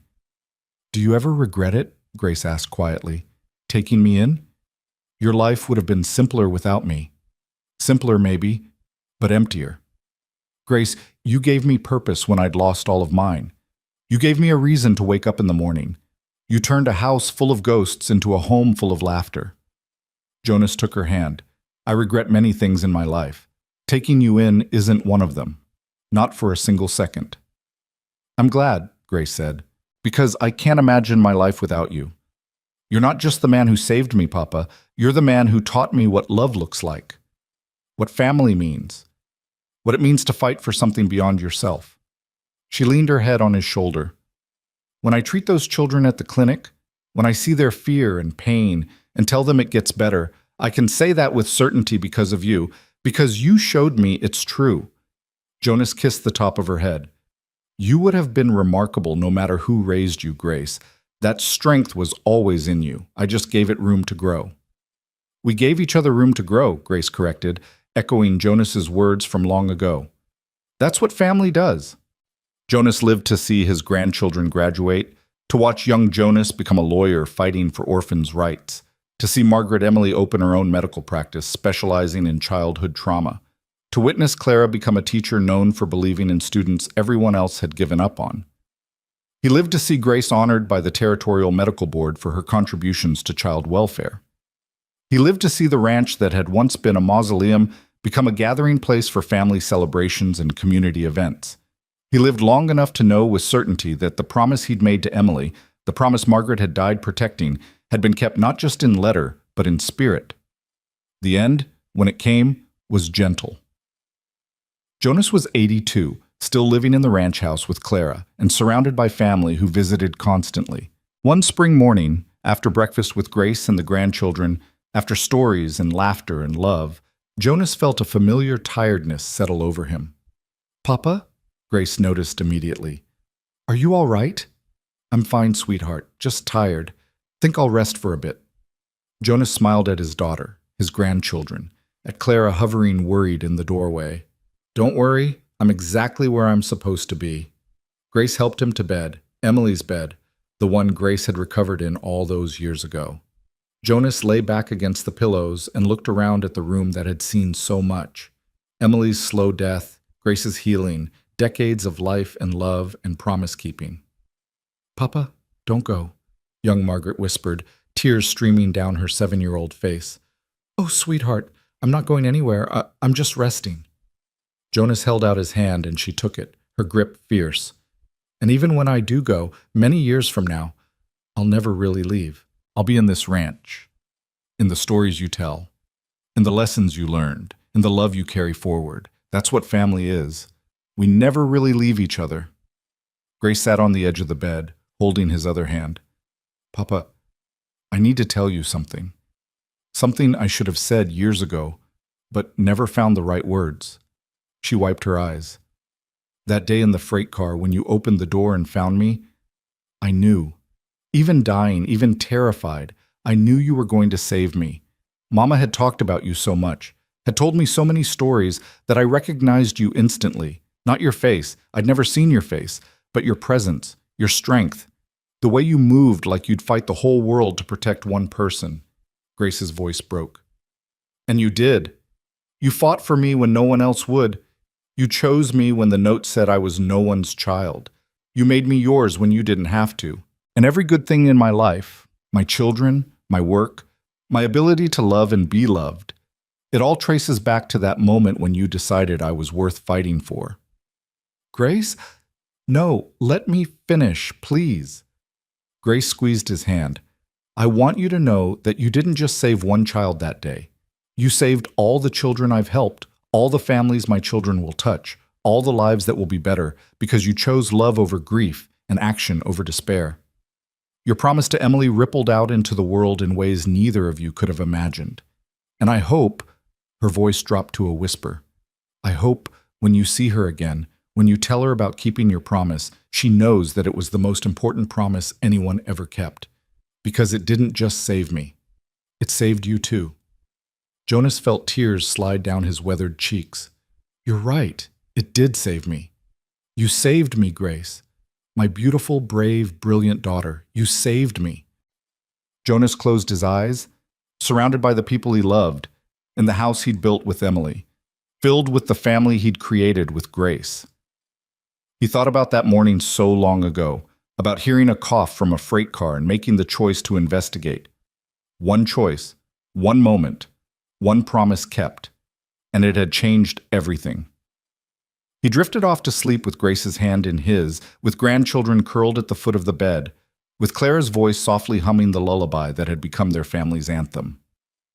And as he slept, he dreamed of Emily waiting for him, her smile bright as sunrise, her arms open, her voice saying what he'd longed to hear for decades. "Well done, my love. You kept your promise. You saved her. And in saving her, you saved yourself." Jonas Rourke died peacefully that afternoon, surrounded by family, filled with peace, his promises kept, and his legacy secure. The funeral brought the entire territory, patients Grace had treated, children she'd saved, families Jonas had helped over decades of quiet generosity. Grace gave the eulogy, standing tall and steady as she spoke about the man who'd chosen her when she was no one's child, who'd fought for her when the world said she wasn't worth fighting for, who'd taught her that family was choice, and love was action, and promises were meant to be kept no matter the cost. "My father once told me," Grace said, her voice carrying across the crowded church, "that being brave doesn't mean not being scared. It means being scared and doing the right thing anyway." Papa lived that truth every day. He was scared when he pulled me from that freight car, scared when he stood up to powerful men, scared when he shot a murderer in a courthouse, scared when he raised a traumatized child alone. But he did it anyway, because that's what love looks like. That's what family means. That's what promises require. She paused, looking at her own children in the front row, at the clinic staff who'd come to pay respects, at the dozens of children, now grown, who'd been healed by her care and her father's example. Papa used to say that the greatest revenge on evil is living well, loving deeply, fighting for those who can't fight for themselves. He taught me that broken things can be mended, that lost children can find home, that promises kept echo across generations. Grace's voice broke, then steadied. And he taught me that sometimes the family you choose is stronger than the family you're born to, not because blood doesn't matter, but because choice does. My father chose me, and I choose every day to honor that choice by living the way he taught me, with courage, with compassion, with absolute certainty that love is the only thing that ever really wins. They buried Jonas next to Emily, in the valley he'd loved, on the land he'd built his life on. The headstone read simply, Jonas Rourke, husband, father, promise keeper. Grace visited the grave every week for the rest of her life, bringing her children and eventually her grandchildren, telling stories about the man who'd saved her and the woman who'd made the promise that started it all. The ranch stayed in the family for generations, each generation adding their own stories, their own promises, their own proof that love echoes across time. And in the clinic Grace had built, in the medical practice Margaret Emily continued, in the law office where Jonas Jr. fought for forgotten children, the legacy lived on. Children who came in broken left healed, families who arrived desperate left hopeful, and every single person who walked through those doors heard the story of a rancher who found a dying child and decided she was worth fighting for. The story of how one promise kept changed everything. Years later, when Grace was old herself, when her own grandchildren asked about the man in the photographs, the one with the kind eyes and the weathered hands, she would tell them the truth. "That's my papa," she would say. "The day he found me, I was nobody's child. But he looked at me and said, 'You're mine now.' And he spent the rest of his life proving it. He taught me that family isn't just blood, it's choice. It's showing up. It's fighting when fighting is hard, and loving when loving costs you everything. He was the best man I ever knew, and if I've done anything good in this world, it's because he showed me how."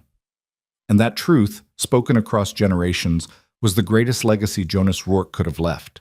Not land or money or fame, but the absolute certainty that one person, one choice, one promise kept can change not just one life, but countless lives, rippling out into a future no one could have predicted. Grace lived to 93, surrounded by children and grandchildren and great-grandchildren who all knew the story, who all understood that they existed because a rancher heard a cough in a freight car and decided to investigate, because he opened a door when others would have walked away, because he kept a promise when keeping it cost him everything. On the day Grace died, peacefully, in her sleep, in the same house where Jonas had raised her, her last words were about her father. "Tell Papa I kept the promise too," she whispered to her daughter. "Tell him his nobody's child became somebody's everything. Tell him love won." And in the valley where it all began, where a broken man found a dying child and they saved each other, the wind carried those words like a prayer, like a promise, like proof that sometimes the most broken things, when held together by love, become the most beautiful. The child no one claimed became the daughter everyone celebrated. The rancher who'd lost everything found more than he'd ever dreamed, and the promise made by a dying woman to her sister echoed across a century, proving that love, real, fierce, promise-keeping love, never dies. It just changes form, ripples outward, and saves the world one chosen child at a time.